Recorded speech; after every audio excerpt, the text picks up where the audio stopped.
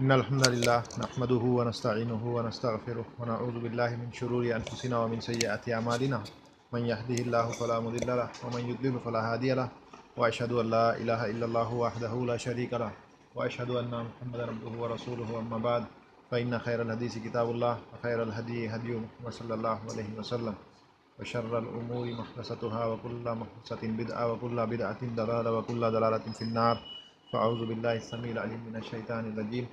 من حمده ونفخه ونفسه بسم الله الرحمن الرحيم رب اشرح لي صدري ويسر لي أمري واحلل عقدة من لساني يفقهوا قولي رب زدني علما اللهم رب زدني علما۔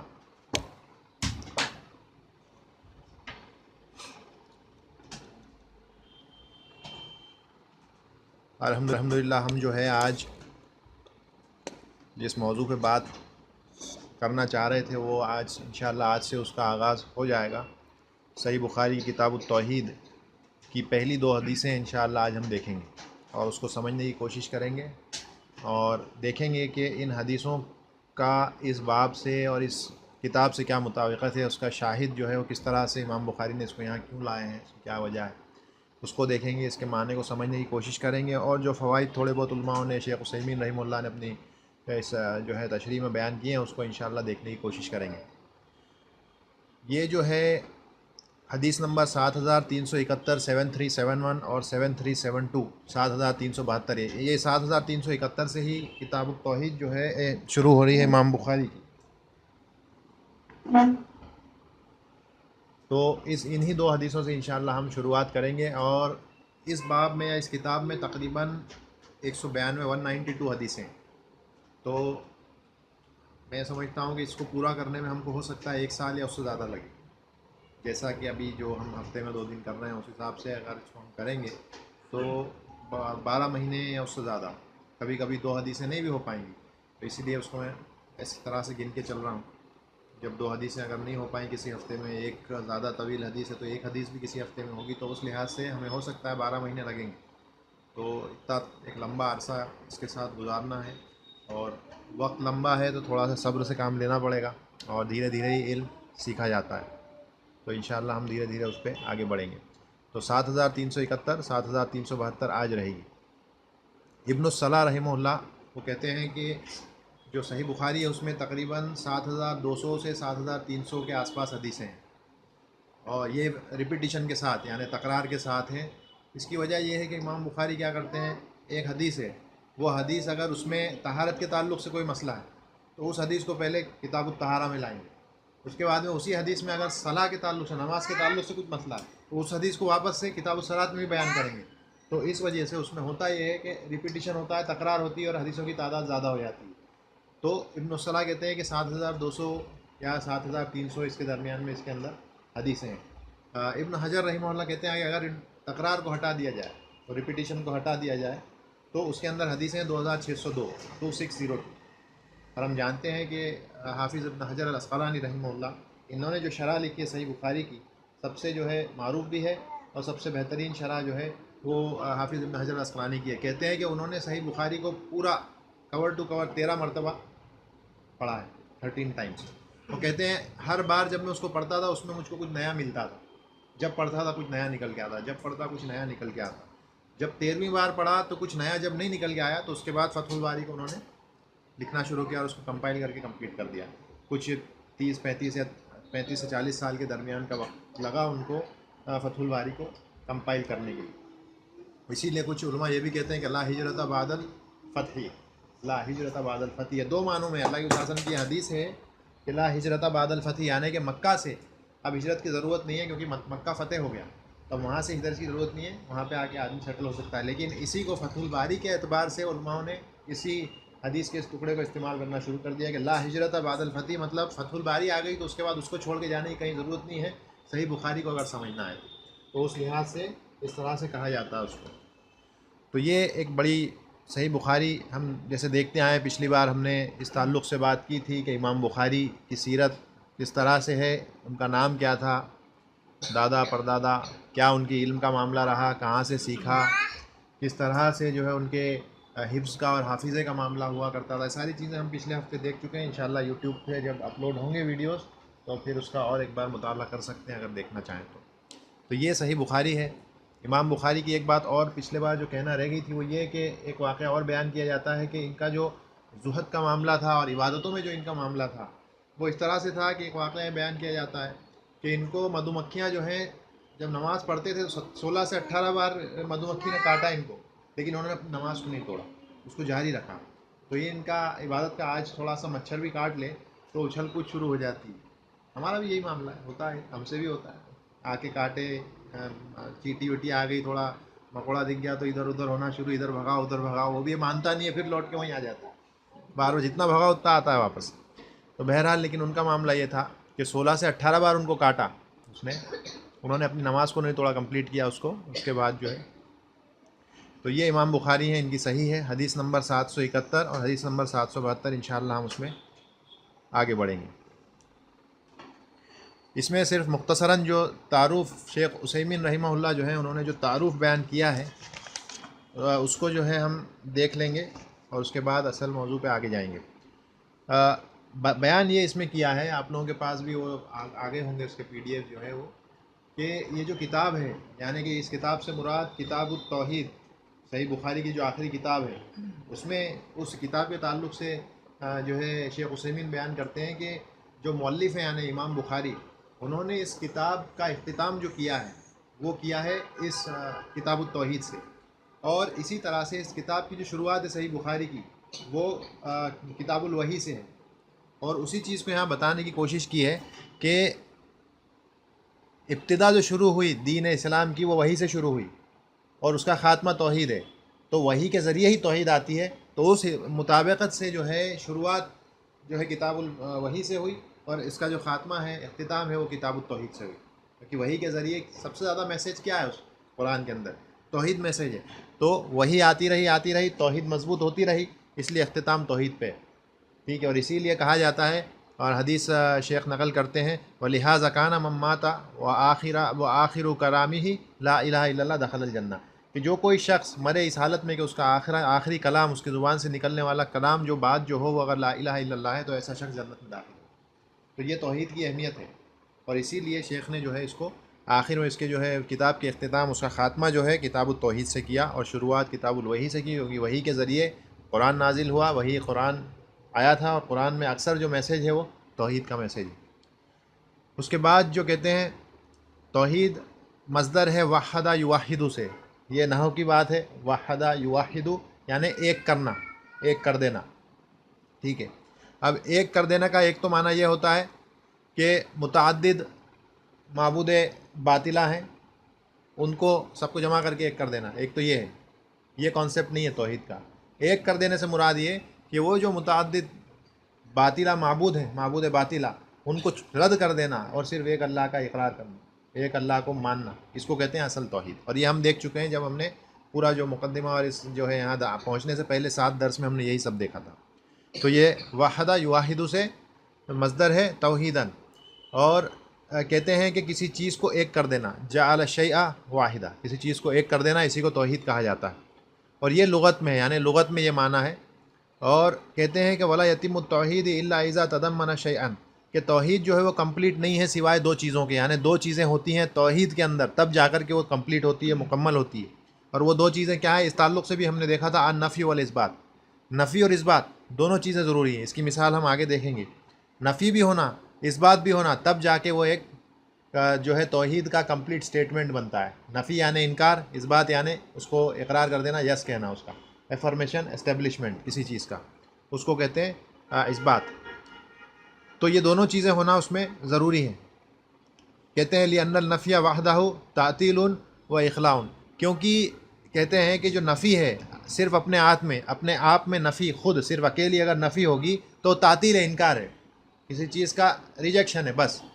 اس سے زیادہ کچھ بھی نہیں ہے۔ اور اسی طرح سے اس بات جو ہے اپنے آپ میں خود لا یمنع المشارکہ، اپنے آپ میں اگر صرف آپ کسی چیز کا اس بات کرتے ہیں، اقرار کرتے ہیں، اسٹیبلش کرتے ہیں کسی بات کو، تو ضروری نہیں ہے کہ باقیوں کا اس میں سے انکار ہو جائے اپنے آپ، جو اس کے مشارک ہیں، جو شریک پارٹنرز ہوں گے، ضروری نہیں ہے کہ اس کا انکار بھی ہو رہا ہے۔ ہم آگے مثال دیکھیں گے۔ تو کہتے ہیں فلا توحید الا باثبات و نفی، تو توحید جو ہے وہ اس بات اور نفی کے بنا کمپلیٹ نہیں ہے، مکمل نہیں ہے، یعنی اس بات اور نفی دونوں ساتھ میں ہونا چاہیے، تب جا کے توحید اپنے آپ میں کمپلیٹ ہوگی۔ اور اسی لیے ہمارا کلمہ کیا ہے؟ لا الہ الا اللہ. پہلے نفی ہے لا الہ، اس کے بعد اثبات ہے اللہ کے ہونے کا، معبود حقیقی. تو یہ اثبات اور نفی ساتھ میں چلتا ہے. وطرق الاثبات والنفی کثیرۃ، اور اس کے جو طرق ہیں، یعنی آپ اس کو یہ کہہ لیں کہ یہ جن راستوں سے یا جتنی دلائل اس کے ہیں وہ بہت سارے ہیں، نفی کے اور اثبات کے. کئی آپ کو جو ہے اس کے مثالیں ملیں گی. مثال کے طور پہ یہاں پہ جو شیخ نے بتایا انما الہکم اللہ الذی لا الہ الا ہو، یہاں پہ بھی آگے لا الہ الا ہوا، یہ نفی اور اثبات یہاں پہ ساتھ میں. اسی طرح سورہ بقرہ میں وَإِلَٰهُكُمْ إِلَٰهٌ وَاحِدٌ لا الہ الا ہو، یہاں پہ وہی چیز ہے. تو اس چیز کو آپ قرآن میں دیکھیں گے کہ بار بار جو ہے نفی اثبات ساتھ میں چلتا ہے، اور یہ ضروری ہے. اس کی مثال شیخ نے آگے دی ہے، وہ ہم دیکھیں گے. المہم بتاتے ہیں ان طرق التوحید اور طرق الاثبات والنفی بہت سارے ہیں، جیسے میں نے بتایا اس کے جو طرق ہیں کافی سارے ہیں. لیکن التوحید لا یتم الا بامرین، توحید مکمل نہیں ہے سوائے اس کے کہ دو چیزیں اس کے اندر پائی جائیں. وہ معاملات کیا ہیں؟ نفی اور اثبات ہے. مثال دیتے ہیں فَإِذَا قُلْتَ، اگر میں کہوں یا تم کہو، فَإِذَا قُلْتَ لَا قَائِمَ فِي الْبَيْتِ، گھر میں کوئی بھی کھڑا نہیں ہے. لا قائمہ فی البیت، مطلب کوئی بھی نہیں ہے گھر میں جو کھڑا ہے. ٹھیک ہے، اب اگر یہ جملہ کوئی کہتا ہے تو کہتے ہیں فہذا نفی، یہ نفی ہے. وہ معنی القیام امن فی البیت، گھر کے اندر قیام جو ہے اس کی نفی ہو رہی ہے کہ گھر کے اندر قیام کوئی نہیں کر رہا ہے. ٹھیک ہے، اس بات کی خالی نفی ہو رہی ہے. لیکن اگر ہم کہیں وَإِذَا قُلْتَ زَيْدٌ قَائِمٌ، زید کھڑا ہے، تو یہاں پہ اس بات ہو رہا ہے زید کے کھڑے رہنے کا. فہذا اثبات، تو یہ اثبات ہے. ولا یمنع ان یکون غیرہ قائما ایضا، لیکن یہ اس بات کا انکار یا منع نہیں ہے کہ زید کے علاوہ کوئی اور بھی گھر میں کھڑا ہے. یہ اس کا انکار یہاں پہ نہیں ہو رہا ہے. مطلب زید تو کھڑا ہے، ممکن ہے کہ اس کے علاوہ اور کوئی بھی کھڑا ہو. تو اگر آپ کو یہ کہنا ہے کہ زید اکیلا کھڑا ہے، اس کے علاوہ کوئی نہیں کھڑا ہے، تو اس بات کے ساتھ نفی ضروری ہے. اور یہ بہت پاورفل سٹیٹمنٹ ہوتا ہے، اسی لیے بہت زیادہ پاورفل سٹیٹمنٹ ہوتا ہے عربی میں جب اس بات اور نفی ساتھ میں آتے ہیں. بہت زیادہ اس کو حصر کہا جاتا ہے عربی میں. تو یہ جب ساتھ میں آتا ہے تو بہت پاورفل سٹیٹمنٹ بناتا ہے. وَإِذَا قُلْتَ، اسی لیے جب آپ یہ کہیں گے لا قائمہ فی البیت الا زید، گھر میں کوئی نہیں کھڑا ہے سوائے زید کے، تو اب بات صاف ہو گئی کہ گھر میں جتنے بھی لوگ ہیں ان میں سب کے سب جو بھی کر رہے ہوں گے کھڑے نہیں ہیں، لیکن زید کھڑا ہے. تو اس بات بھی ہو گئی، نفی بھی ہو گئی. بہت پاورفل سٹیٹمنٹ ہوتا ہے. اسی لیے ہمارا جو کلمہ توحید ہے اس میں اس بات بھی ملے گی اور نفی بھی ملے گی، اور یہ بہت پاورفل سٹیٹمنٹ بناتا ہے. اور اسی لیے اس سے بہتر جو جملہ ہے، اس لیے افضل الذکر لا الہ الا اللہ، سب سے افضل ذکر لا الہ الا اللہ.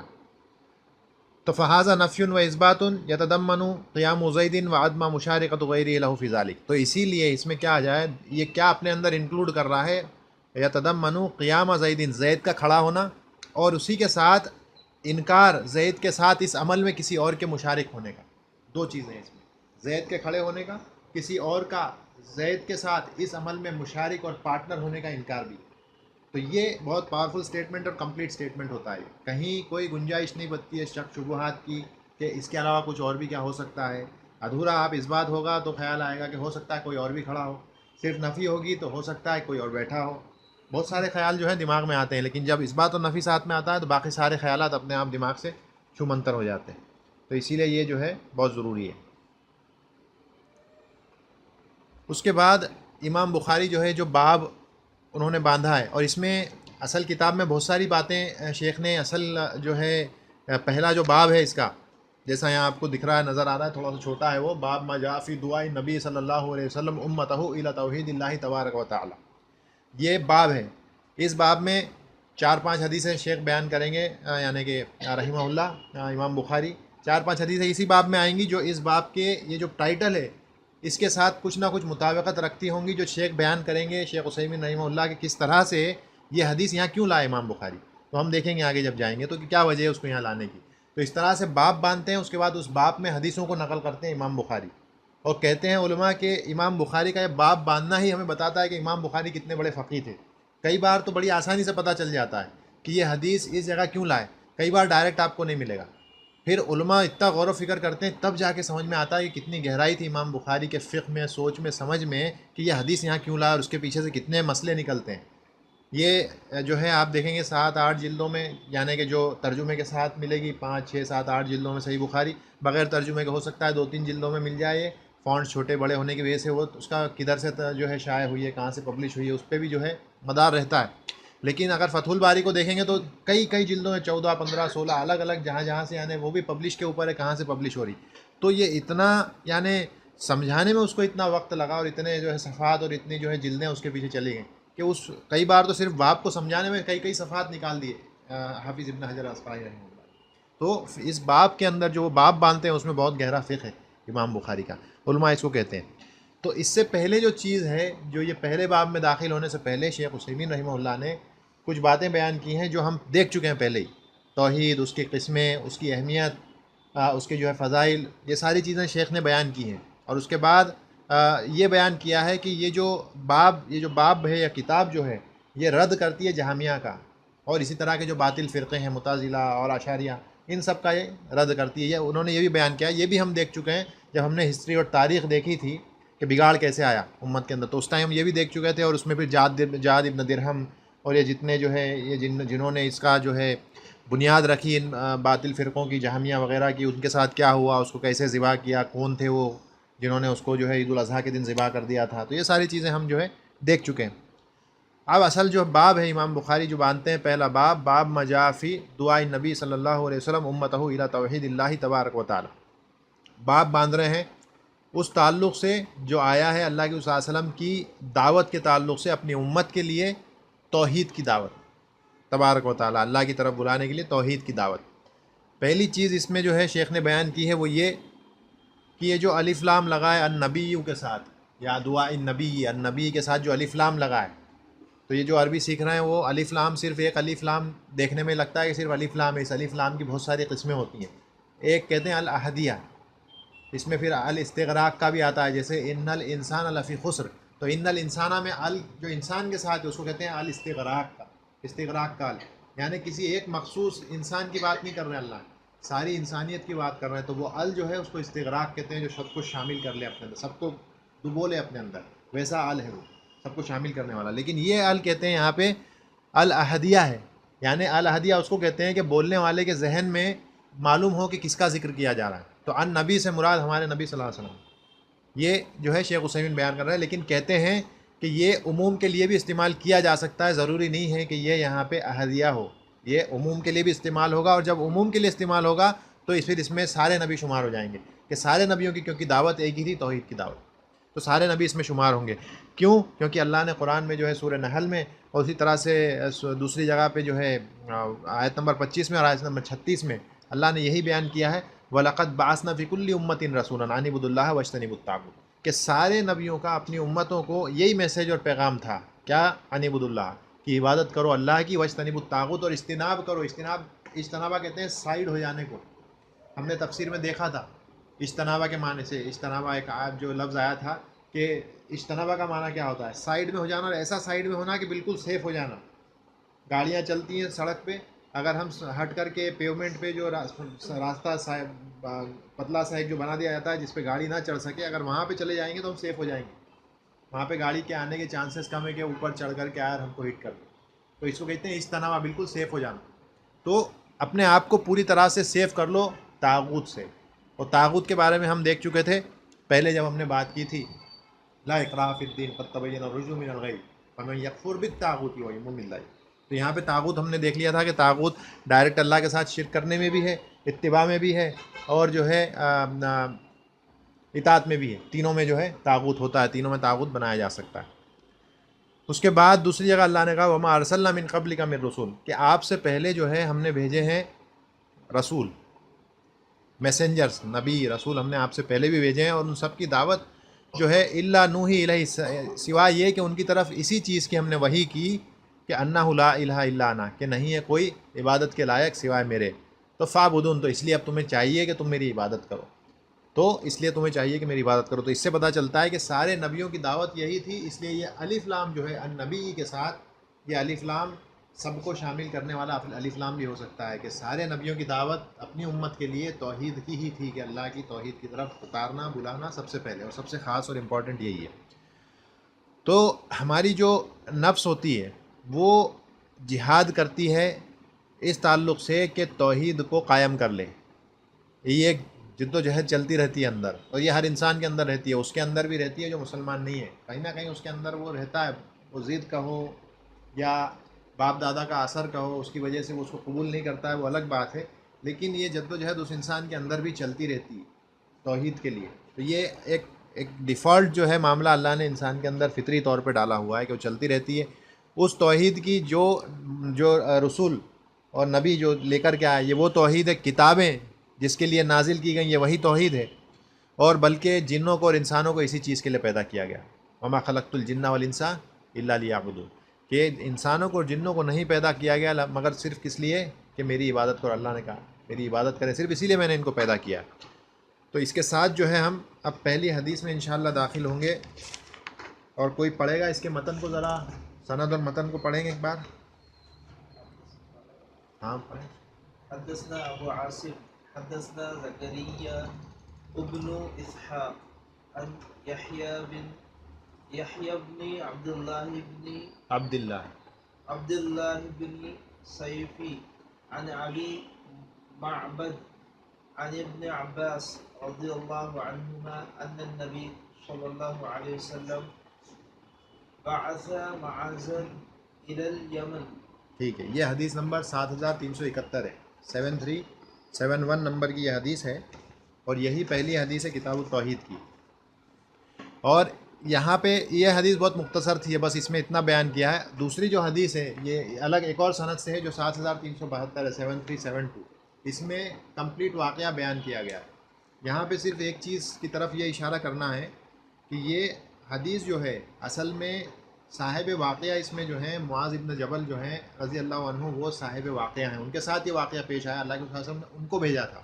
لیکن آپ دیکھیں گے کہ امام بخاری نے جب یہ حدیث بیان کی ہے تو عن ابن عباس رضی اللہ عنہما سے کی، اور اس کے بعد صرف یہ بتا دیا ہے کہ ابن عباس رضی اللہ عنہما بیان کر رہے ہیں کہ حضرت معاذ رضی اللہ عنہ کو اللہ کے رسول صلی اللہ علیہ وسلم نے بھیجا تھا یمن کی طرف، اور اسی لیے مسند احمد میں یہ حدیث جو ہے مسند ابن عباس میں بیان کی ہے امام احمد نے۔ تو یہ بتانا مقصد اس کا یہ ہے کہ کبھی کوئی آدمی اس حدیث کو اگر مسند معاذ میں ڈھونڈنے جائے گا، مسند احمد میں تو کبھی نہیں ملے گی، کیونکہ امام بخاری نے اس کو مسند ابن عباس میں بیان کیا، لیکن اصل یہ حدیث معاذ ابن جبل یعنی ان ابن عباسین ان معاذ ابن جبل رضی اللہ عنہ، یہ اس طرح سے حدیث صحیح مسلم میں اس سند کے ساتھ یہ بیان، یہ سیم حدیث صحیح مسلم میں ان ابن عباس، اس کے بعد ان معاذ رضی اللہ عنہ، اس طرح سے، لیکن یہاں پہ ایسا معاملہ نہیں ہے۔ تو اس کو یاد رکھیں کہ یہ کبھی کبھی ایسا ہوتا ہے، کیونکہ اور سارے صحابہ عدول ہیں،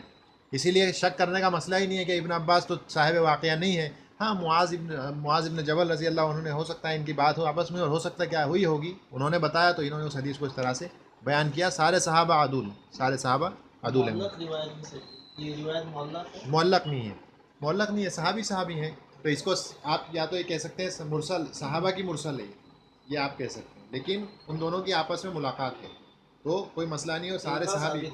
ہاں ثابت ہے، ملاقات ان کی ثابت ہے، اور اس لیے جو ہے اس حدیث کو ہم معلق نہیں کہہ سکتے، معلق الگ روایت ہوتی ہے، وہ آگے جائیں گے تو ابھی میں آگے بیان کروں گا اسناد کے تعلق سے کچھ باتیں، تب ہم اس کو دیکھیں گے۔ یہ حدیث ڈائریکٹلی صحابی سے روایت یا اللہ کے وسلم سے۔ اب یہ جو سند تھی، اور سند کیا ہوتی ہے، متن کیا ہوتی ہے، اس کے بعد دیکھیں گے۔ پہلے اس میں جو نام آئے ہیں اس کے تعلق سے دیکھ لیں کہ یہ کون ہیں حضرات۔ پہلی جو ہے ابو عاصم تھے،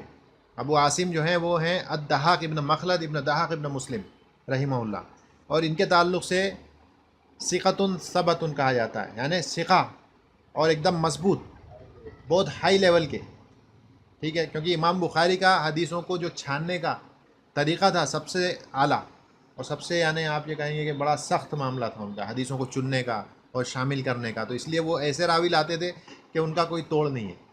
ٹھیک ہے۔ تو اسی لیے ثقۃ ثابت صدوق اور اس طرح کی جو باتیں آتی ہیں یہ خاص طور سے راویوں کے تعلق سے آتی ہیں، اور اسماء رجال کی جو کتابیں ہیں،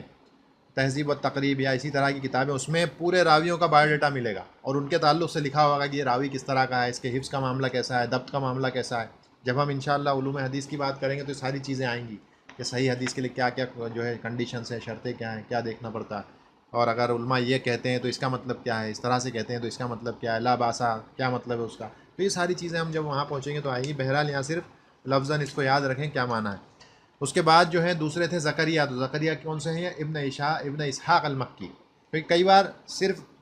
زکریہ لکھ دیں گے یا کئی بار صرف اسماعیل لکھ دیں گے۔ اب اسماعیل آپ اگر اسماء رجال کی کتاب میں ڈھونڈیں گے تو 500 700 اسماعیل ملیں گے، کون سے اسماعیل ہیں وہ؟ تو آپ کو لوٹنا پڑے گا محدثین کی طرف کہ انہوں نے یہ اس سند میں جو ہے یہ ہیں، تو زکریہ کون سے ہیں؟ جیسے ہم نے دیکھا تھا کہ امام بخاری کے استاد الداخلی سند بیان کر رہے تھے سند کے اندر ایک نام آیا، وہ ایک الگ نام بیان کیے، امام بخاری نے کہا نہیں ان دونوں کا جو ہے لقاء نہیں ہے، آپس میں ملاقات نہیں ہے، انہوں نے ان سے روایت نہیں کی، کیوں؟ کیونکہ وہ دوسرے تھے، تو سند میں غلطی ہو جاتی ہے، تو اس لیے بہت ضروری ہے کہ ایک ہی نام کے 500 700 1000 شخص ہو سکتے ہیں، تو اس میں بہت خیال رکھنا پڑتا ہے۔ زکریا ابن اسحاق المکی، ان کے تعلق سے سکھا 2 بار سکھا، یہ بھی بہت ہائی لیول کے ہیں۔ اس کے بعد ہیں یحییٰ ابن عبداللہ ابن محمد ابن سیفی، یہ بھی سکھا ہیں، یہ بھی سکھا راوی ہیں۔ اس کے بعد ابو معبد ہیں، یہ نافذ ہیں، مولا ابن عباس، مولا کہتے ہیں آزاد کیے ہوئے جو غلام تھے ان کو مولا کہتے ہیں، اور موالی اس کی جمع ہے، اور کہتے ہیں کہ یہ سب سے زیادہ جو ہے بھروسے مند راوی تھے، ابن عباس کے جو موالی تھے ان میں سے سب سے زیادہ بھروسے مند، یعنی یہ بھی بہت ہائی لیول کے راویوں میں سے ہیں۔ اور اس کے بعد ابن عباس رضی اللہ عنہما، اللہ کے رسول صلی اللہ علیہ وسلم کے یہ جو ہیں چچا کے بیٹے بھی تھے، اور جو ہے صحابی رسول بھی ہیں صلی اللہ علیہ وسلم، ان کی عمر تقریباً 13-15 سال کی رہی ہوگی جب اللہ کے وسلم کی وفات ہوئی۔ یہ بتانے کا وجہ یہ ہے کہ صفوں میں بچوں کو نماز میں کھڑا کرنے کے لیے ان کی ایک بڑی معروف حدیث پیش کی جاتی ہے، یہ جو ہے یہ آپ سمجھیں گے فیصلہ کن حدیث ہو جائے گی، جو ان کی ایک، ابھی یہ وہ موضوع نہیں ہے، انشاءاللہ اس پہ کبھی بعد میں بات کریں گے، لیکن ان کی ایک حدیث آتی ہے کہ نماز جنازے کے دوران یہ جو ہیں صف میں آدمیوں کے ساتھ کھڑے ہوئے تھے، اور اللہ کے وسلم نے ان کو نکالا نہیں، اور اس وقت ان کی عمر 10 سے 12 سال، 11 12 13 سال کے آس پاس رہی ہوگی، اس سے زیادہ نہیں، یا اس سے کم ہی رہی ہوگی۔ تو وہ حدیث جو ہے حافظ ابن حجر العسقلانی جو ہیں وہ لے کر آئے ہیں، اور اس کے بعد اس پہ جو ہے انہوں نے کلام کیا ہے کہ یہ جو ہے دلیل ہے اس بات کی کہ بچوں کو نکالا نہ جائے، اور اسی بہت ساری دلیل ہیں۔ اور یہی وہ صحابی رسول ہیں جن کے تعلق سے اللہ کے وسلم نے دعا کی تھی کہ اللہم فقہہ فی الدین وعلمہ التاویل، کہ اے اللہ جو ہے اس کو، یہ بچے ابن عباس رضی اللہ عنہما کو دین کی گہری سمجھ، فقہ عطا کرنا، اور اس بچے کو جو ہے تعویل یعنی قرآن کی تفسیر اس کو سمجھانا۔ پرانے دور میں تعویل اور تفسیر کا ایک ہی معنی ہوا کرتا تھا، پرانے وقت میں تعویل اور تفسیر ایک ہی معنی میں استعمال ہوا کرتے تھے، لیکن جب دور آگے بڑھا، بگاڑ پیدا ہوئے، تو ہم نے دیکھ چکے ہیں اسماء و صفات کے تعلق سے کہ تعویل کا معنی کیا ہے، پھر تعویل ایک الگ معنی میں استعمال ہونے لگا، یعنی کہ کسی چیز کو اس کے اصل معنی سے ہٹا کر کے کسی دوسرے معنی پہ لے جانا جبکہ اس کی دلیل موجود نہ ہو۔ مثال کے طور پہ ید اللہ، اللہ کا ہاتھ، لیکن کوئی کہتا ہے نہیں اللہ کے ہاتھ سے مراد ہے پاور، طاقت، قدرت، تو اس نے کیا کیا؟ تعویل کر دی اور اس کی تحریف کر دی اور اس کو دوسرے معنی پہ لے گیا ہٹا کر، تو یہ جائز نہیں ہے۔ تو اسی لیے تعویل اور تفسیر میں ایک دور کے بعد جا کر کے فرق کیا جانے لگا، لیکن اس دور میں اللہ کے ساتھ کوئی فرق نہیں تھا، تعویل تفسیر ایک ہی ہوا کرتی تھی۔ اللہم فقہہ فی الدین وعلمہ التاویل، ان کے لیے دعا کی تھی، اور ہم جانتے ہیں کہ سب سے بہتر تفسیر آپ کو ملے گی، اور ہر جگہ اکثر جو مفسرین ہیں جو اقوال یا جو تفسیریں بیان کرتے ہیں وہ ابن عباس رضی اللہ عنہما اور ان کے جو شاگرد رہے ہیں، مجاہد ہوں، اکرمہ ہوں، ان سے جو ہے بیان کرتے ہیں۔ اب ایک بات یہ آتی ہے کہ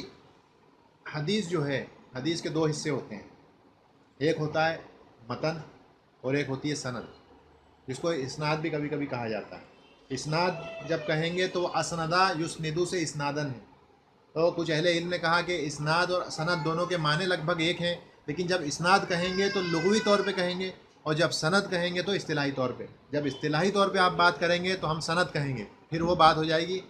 حدیث کی جو سند آتی ہے چین وہ، لیکن لغوی طور پہ بات کریں گے تو ہم کہیں گے اسناد، اور اس کا معنی بھی لگ بھگ وہی ہوتا ہے، لیکن علماء نے کہا کہ سیاق سے پتہ چلے گا کہ سند اور اسناد میں کیا فرق ہے،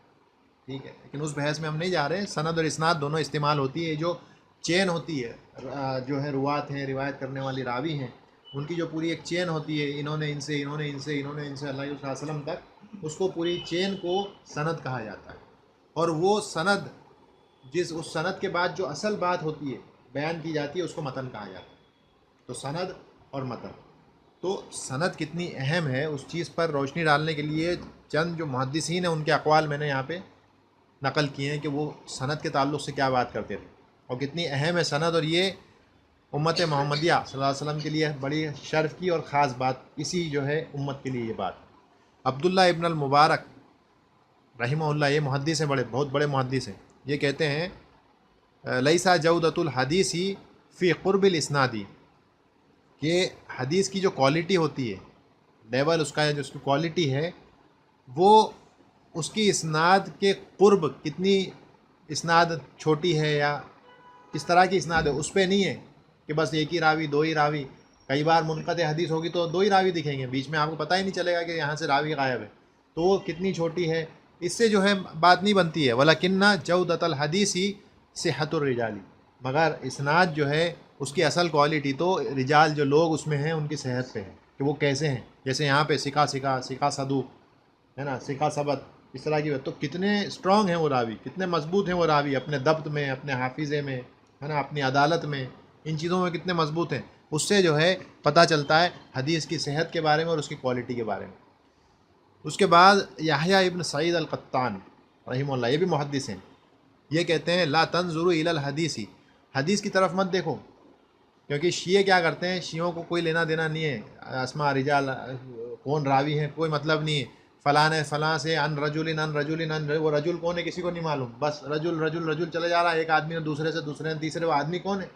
اس کا نام کیا ہے، کہاں پیدا ہوا، کہاں مرا، عدالت کا، ادب کا، جھوٹا تھا، مکار تھا، فریبی تھا، کون تھا، کچھ بھی نہیں معلوم ہے. بس ان کے لیے کوئی حیثیت نہیں ہے اس چیز کی، سیدھا بیان کرتے ہیں اللہ کے صلی اللہ علیہ وسلم نے کہا تھا. ارے بھائی کون گواہی دینے والے کون لوگ ہیں وہ، کس کو پتہ کہا تھا کہ نہیں کہا تھا. تو اسی لیے کہتے ہیں لا تنظروا الی الحدیث، صرف حدیث کی طرف مت دیکھو. ولکن انظروا الی الاسناد، مگر دیکھو اس کی اسناد کی طرف، اس کی سند کی طرف دیکھو. فإن صح الاسناد وإلا فلا تغتر بالحدیث، تم جو ہے حدیث سے دھوکہ مت کھا جاؤ. کتنی ہی اچھی، کتنی ہی سننے میں بڑی اچھی خوبصورت لگے، کانوں کو اچھی لگے سننے میں، کتنی اچھی حدیث بیان کی، کتنے فضائل ہیں، لیکن اس سے دھوکہ مت کھاؤ. اذا لم یصح الاسناد، جب اس کی اسناد صحیح نہ ہو، اس کی سند صحیح نہ ہو، تو پھر اس حدیث کے متن سے دھوکہ مت کھا جانا. ٹھیک ہے، اس چیز کا خیال رکھیں. ابو بکر محمد ابن احمد رحمہ اللہ یہ کہتے ہیں، یہ بھی محدث میں سے ہیں، بلغنی، مجھ تک پہنچا ہے، ان اللہ خص هذه الامتی بثلاثه اشیاء، کہ اللہ نے، بے شک اللہ نے جو ہے خاص کر دیا اس امت کے لیے 3 چیزوں کو. پہلی چیز اس میں کیا ہے، لم یؤتیها من قبلها، اور تم سے پہلے کسی کو نہیں دیے گئے، کسی امت کو یہ شرف حاصل نہیں ہوا ہے. اس میں ایک چیز ہے الاسناد، یہ جو اسناد کا معاملہ ہے نا، ایک نے دوسرے تیسرے سے اس کا جو ہے پورا جو سرٹیفیکیشن ہوتا ہے، چیکنگ ہوتی ہے، پوری ایک سائنس ہے، ایک علوم ہے، اس کی اسٹڈی ہے باقاعدہ. تو وہ خاص شرف اس امت محمدیہ کو حاصل ہے. حافظ ابن قتیبہ رحمہ اللہ یہ بھی ایک بات کہتے ہیں، ولیس لامۃ من الامم اسناد کا اسنادہم، کہ کسی بھی امت کے لیے دیگر امتوں میں سے جو اسناد ہے، ہمارے پاس جو اسناد ہے ویسی اسناد کسی کے پاس نہیں تھی. ٹھیک ہے، ویسی اسناد کسی کے پاس نہیں تھی. یعنی حاضح الامت، یعنی اس امت محمدیہ کے پاس جو ہے کیسا ہے، رجل ان رجل، ایک آدمی دوسرے سے بیان کرتا ہے، وثقۃ عن ثقۃ، ایک ثقہ دوسرے سے، ثقہ کہتے ہیں مضبوط راوی، اس سے دوسرا وثقہ سے ہے ثقہ،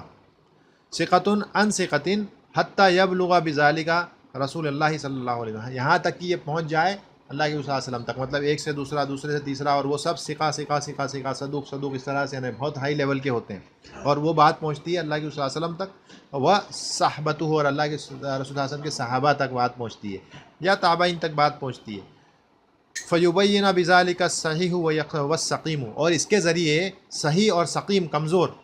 کا پتہ چلتا ہے، کون سی صحیح ہے کون سی سقیم ہے، یعنی کون سی کمزور ہے، اس کے ذریعے وہ بات واضح ہو جاتی ہے. والمتصل والمنقطع، کون سی متصل ہے جڑی ہوئی ہے، کون سی منقطع ہے کٹی ہوئی ہے بیچ میں سے، ہے نا. کوئی راوی بات کرے، مثال کے طور پہ یہ ہے، اب یہ بچہ کہے گا کہ میں نے میرے دادا سے کوئی بات سنی، اب انہوں نے میرے دادا کو دیکھا ہی نہیں، اور کہہ رہے ہیں کہ میں نے ان کے دادا سے ایک بات سنی، تو کیا ہو گیا، منقطع، ڈائریکٹ نہیں سنی، ہو سکتا ہے کہ میرے ذریعے سنی ہو یا میرے ابا کے ذریعے سنی ہو. تو انہوں نے اب کیا کر دیا، بیچ میں کٹ کر دیا، ایک راوی غائب ہو گیا. ڈائریکٹ بیان کر رہے ہیں کس سے، میرے دادا سے. اب میرے دادا سے کہاں سنا بھائی، قبر کے پاس گئے تھے، کہاں آواز آئی، تو منقطع ہے وہاں پہ. تو یہ جو اسناد کا جو علم ہے وہ یہ بھی بتاتا ہے کون سی متصل ہے کون سی منقطع ہے، اور یہ بھی بتاتا ہے والمدلس والسلیم، کون سی مدلس ہے اور کون سی سلیم ہے، یعنی اچھی ہے. مدلس یعنی راوی ایک جو ہے علوم الحدیث کا ایک ٹرمینالوجی اصطلاح ہے. مدلس اس میں کہ راوی کیا کرتا ہے، کبھی کبھی اپنے جو یا تو یہ تدلیس جو ہے اسناد میں بھی ہوتی ہے اور متن میں بھی ہوتی ہے. تو کبھی کبھی کیا کرتا ہے کہ اسناد میں جب ہوتی ہے تو اپنے شیخ کا نام کسی ایسے کنیت سے بیان کرتا ہے کہ جو کئیوں کا ہو، یا کسی معروف آدمی کی کنیت کو استعمال کرے گا، اور اصل میں وہ کنیت ان کے شیخ کی بھی ہوتی ہے اس راوی کے، لیکن وہ کسی اور کی معروف کی بھی ہوتی ہے. تو آدمی دھوکہ کھا جاتا ہے کہ یہ کون سا ہے. ٹھیک ہے، تو اس میں یہ معاملہ ہوتا ہے. تو وہ اس سے یہ بھی پتہ چلتا ہے کہ کون سا راوی یعنی مدلس ہے، اسناد میں کون سی مدلس ہے یا سلیم ہے، اچھی صاف ستھری سند ہے، تو یہ چیزیں اس سے پتہ چلتی ہیں۔ کہتے ہیں مما خص اللہ عز وجل بہ ہذہ الامتی، کہ اس میں سے اللہ نے جو ہے اس امت کے لیے خاص کر دیا ہے اسناد کو۔ اسناد وہ چیز ہے جو اس امت کے لیے اللہ نے خاص کر دی ہے۔ نقل الثقتی عن الثقتی، یعنی ایک ثقہ دوسرے ثقہ سے نقل کرتا ہے، پہنچاتا ہے، ٹرانسمٹ کرتا ہے، حتیٰ یبلغ بہ النبی صلی اللہ علیہ وسلم، یہاں تک کہ یہ نبی صلی اللہ علیہ وسلم تک پہنچ جاتی ہے بات، ایک ثقہ دوسرے سے، دوسرا تیسرے سے، نبی صلی اللہ علیہ وسلم تک اس طرح سے بات جاتی ہے۔ ہذہ الخصیصۃ انفردت بہا ہذہ الامت، یہ جو ہے اس میں منفرد ہے یہ امت، اس چیز کے اندر یہ جو خاص عمل ہے، ایک سے دوسرا، دوسرے سے تیسرا، ثقہ، یہ ساری چیزیں دیکھی جاتی ہیں، پورے قواعد لگائے جاتے ہیں، جر و تعدیل کا معاملہ کیا جاتا ہے، خاص ہے اس امت کے ساتھ۔ وہ امتازت بہا عن غیرہا من الامم، اور یہی چیز فیصلہ کن ہے، سیپریٹ کرتی ہے اس امت کو دوسری امتوں سے۔ تو یہ ایک اسناد کا معاملہ، اور اس چیز سے تو مستشرقین جو ہیں اورینٹلیز وہ بھی بہت چڑھتے ہیں کہ یہ جو سسٹم ہے، مطلب کئی لاکھ راوی، 5-7 لاکھ راویوں کا بایو ڈیٹا محفوظ کر دیا، سیو کر دیا محدثین نے، 5 سے 7 لاکھ راوی، اور ایسا کام کہیں نہیں ہوا۔ کسی جو ہے نہ جو ہے کسی نبی کے فالوورز ماننے والے، ان کے جو تابعین، ان کے بعد کے کوئی یہ کام نہیں کر سکے جو اللہ کے صلی اللہ علیہ وسلم کے بعد والوں نے، جو ہے محدثین نے، صحابہ نے، تابعین، تبع تابعین نے اس کام کو کیا، وہ کام اس سے پہلے کبھی نہیں ہوا۔ اس لیے کہتے ہیں کہ ان اللہ، یہ جو ہے محمد ابن حاتم رحمہ اللہ، یہ کہتے ہیں ان اللہ اکرم هذه الامۃ وشرفها وفضلها بالاسناد، اس اسناد کے ذریعے اللہ نے جو ہے اس امت کو ایک شرف بخشا ہے، ایک فضیلت بخشی ہے اس امت کو اسناد کے ذریعے۔ ولیس لأحد من الامم کلھا، اور کسی بھی امم کے لیے، کسی بھی امت کے لیے یہ شرف اس سے پہلے حاصل نہیں ہوا ہے۔ قدیمہم و حدیثہم، چاہے پرانی ہو چاہے نئی ہو، کسی بھی امت کے لیے حاصل نہیں ہے اسناد کے معاملے میں۔ وانما ہی صحف فی ایدیہم، ان لوگوں نے کیا کیا ہے کہ اپنے ہاتھوں سے لکھ لیا کرتے تھے، جو بھی ان کے معاملات تھے، جو صحف، کتابیں دینی لکھ لیا کرتے تھے۔ وقد خلطوا بکتبہم اخبارہم، اور پھر خلط ملط کرتے تھے، ملاوٹ کر دیا کرتے تھے جو ہے اپنی کتابوں میں، اپنے جو اخبار، خبر، کہانیاں وغیرہ ہوتی تھیں اپنی، ان کو ملا دیا کرتے تھے۔ ولیس عندہم تمییز، اور ان کے نزدیک کوئی تمیز نہیں ہوتا تھا اس بات کا، بینہ ما نزل من التورات والانجیل، کے تورات اور انجیل میں اللہ نے کیا واقعی میں نازل کیا، کوئی تمیز نہیں ہوتا تھا۔ مما جاءہم بہ انبیاءہم، اور اس میں سے جو ان کے انبیاء ان کی طرف لے کر کے آئے تھے، کوئی تمیز نہیں کر سکتے تھے کہ خود انہوں نے کیا لکھا، کیا ان کے اخبار، قصے، کہانیاں ان کے دور کے تھے وہ، اور ان کے انبیاء کیا لے کے آئے، اور اللہ نے کیا نازل کیا تورات انجیل میں، اس کے بیچ میں تمیز کرنے کا کوئی جو ہے مینز، کوئی ذریعہ نہیں ہوا کرتا تھا۔ وَتَمْيِيزُ بَيْنَ مَا أَلْحَقُوهُ بِكُتُبِهِمْ مِنَ الْأَخْبَارِ الَّتِي أَخَذُوا عَنْ غَيْرِ الثِّقَاتِ، اور اس چیز کا بھی نہیں ہوتا تھا کہ اگر کچھ لے بھی لیا ہے تو وہ لیا کس سے گیا ہے، ثقہ ہے نہیں ہے، بتانے والے، بیان کرنے والے کتنے مضبوط ہیں، معتبر ہیں، کیا معاملہ ہے ان کا، وہ کوئی تمیز ان لوگوں کے پاس نہیں ہوا کرتا تھا۔ لیکن اس امت کے لیے یہ شرف اور فضیلت کی بات ہے جو اللہ نے اس امت کو دیے، اور وہ اسناد۔ تو اس چیز کو یاد رکھیں، اسناد، اسی لیے اہل الحدیث جو ہے اسناد کے بارے میں پوچھتا ہے، سیدھا اسناد، اور اہل الرائے جو ہوں گے اسناد کو چھوڑ دیں گے، متن لاؤ، اسناد کیا ہے ہم کو نہیں معلوم، متن پڑھو ہمارے سامنے، متن کیا ہے، سیدھا بیان کرو قال النبی صلی اللہ علیہ وسلم، بس، اور اس کے بعد بات بیان کرو۔ یہ طریقہ نہیں ہے، ہم جو ہے پہلے اسناد دیکھتے ہیں۔ اسی لیے عبداللہ ابن المبارک رحمہ اللہ ایک دوسری جگہ جو ہے بیان کرتے ہیں، ان ھذا العلم دین، یا ان ھذا الحدیث دین، یہ جو حدیث ہے، یہ جو علم ہے، علم حدیث کا، یہ جو ہے یہی دین ہے ہمارا، یہی دین ہے۔ اسناد کا علم کہتے ہیں، جو اسناد کا علم ہے، ھذا الاسناد دین، یہ اسناد جو ہے ہمارا دین۔ ولولا الاسناد لکان من شاء ما شاء، لقال من شاء ما شاء، اگر اسناد نہ ہوتی تو جو کوئی اس کے من میں جو کچھ آتا وہ جیسا آتا ویسا کہتا۔ اگر اسناد نہیں ہوتی تو اسناد کی وجہ سے لوگوں کے اوپر روک لگ گئی، اب وہ کچھ بھی جو منہ میں آتا ہے وہ نہیں بول سکتے۔ یہ علماء جو ہے اس طرح کی بات کر کے گئے ہیں، اور یہ بہت اہم بات ہے۔ تو یہ جو ہے سند، اور سند کی اہمیت کتنی زیادہ ہے، اور اسی لیے اہل الحدیث سند کی بات کرتے ہیں۔ جب کبھی بھی کوئی بات آتی ہے، کسی نے کہا اللہ کے صلی اللہ علیہ وسلم نے ایسا بیان کیا، ہم کہیں گے سند لائے، سند دو، کون سی کتاب میں ہے، کہاں سے تخریج ہے اس کی، ہم کو دیکھنا ہے، بنا اس کے کسی کی بات نہیں مانی جائے گی۔ کوئی بھی کچھ بھی بول دے گا اللہ کے، تو پھر لوگ کیا ہے اعتراض کرتے ہیں، ارے یار تم اللہ کے نبی صلی اللہ علیہ وسلم کی بات کو نہیں مانتے، کیسے لوگ ہو تم؟ کہتے ہیں ہم مانتے ہیں ان کی بات کو، ہم اللہ کے صلی اللہ علیہ وسلم کی بات کو تو مانتے ہیں، لیکن ہم یہ چیک کرتے ہیں کہ یہ بات ہے کہ نہیں ان کی، اللہ کے صلی اللہ علیہ وسلم کی بات اور اللہ کی بات سے تو انکار نہیں ہے نا، اس سے انکار نہیں ہے ہمارا، کیا یہ بات اللہ کے صلی اللہ علیہ وسلم کی بات ہے؟ مسئلہ یہاں پہ جو تم بیان کر رہے ہو کیا واقعی میں ہے یہ؟ اگر ہے تو مانتے ہیں، اور نہیں ہے تو کیوں مانیں گے؟ پتہ نہیں کس کی بات ہے۔ یہاں پہ مسئلہ ہے۔ بہرحال اصل حدیث جو ہے، معاذ رضی اللہ عنہ کو اللہ کے صلی اللہ علیہ وسلم نے 10ویں سال یعنی ہجرت کے بعد 10ویں سال میں یمن کی طرف بھیجا۔ وہی چیز یہاں بیان کی جا رہی ہے، 10واں سال تھا اور 10ویں سال میں یمن کی طرف بھیجا تھا۔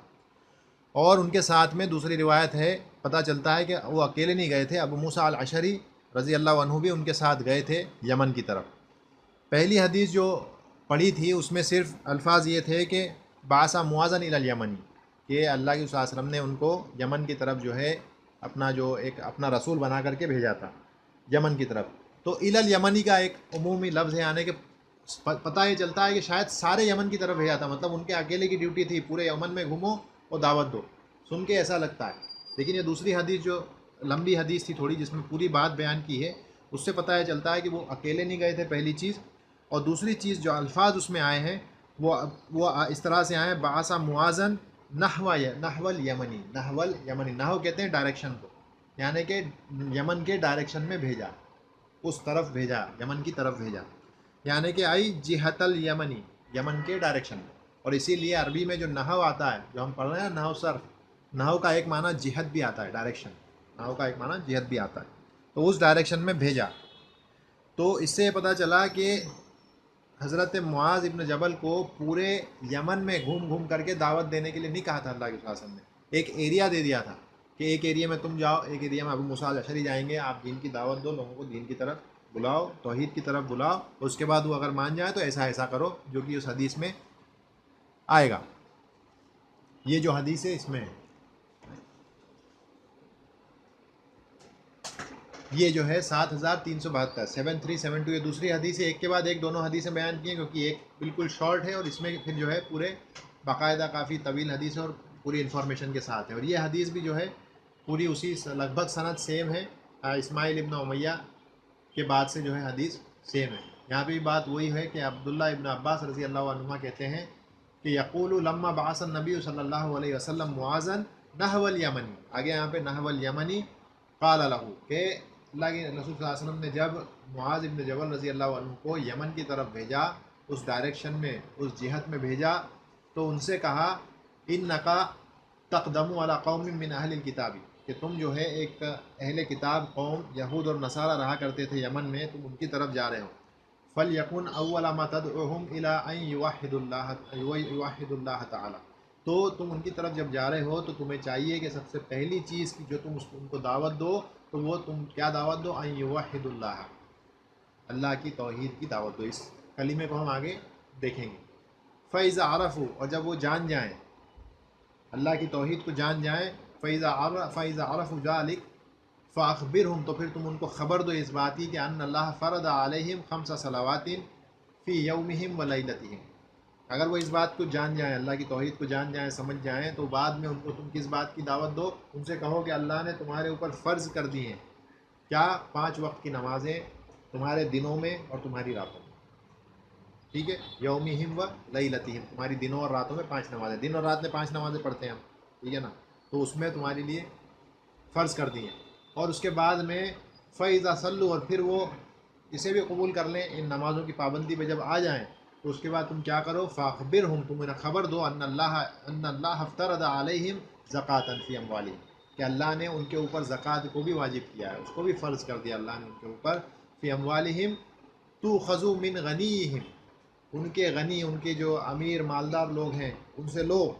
تؤخذ من غنیہم فترد علی فقیرہم، اور ان کے ہی فقراء میں اس کو بانٹ دو۔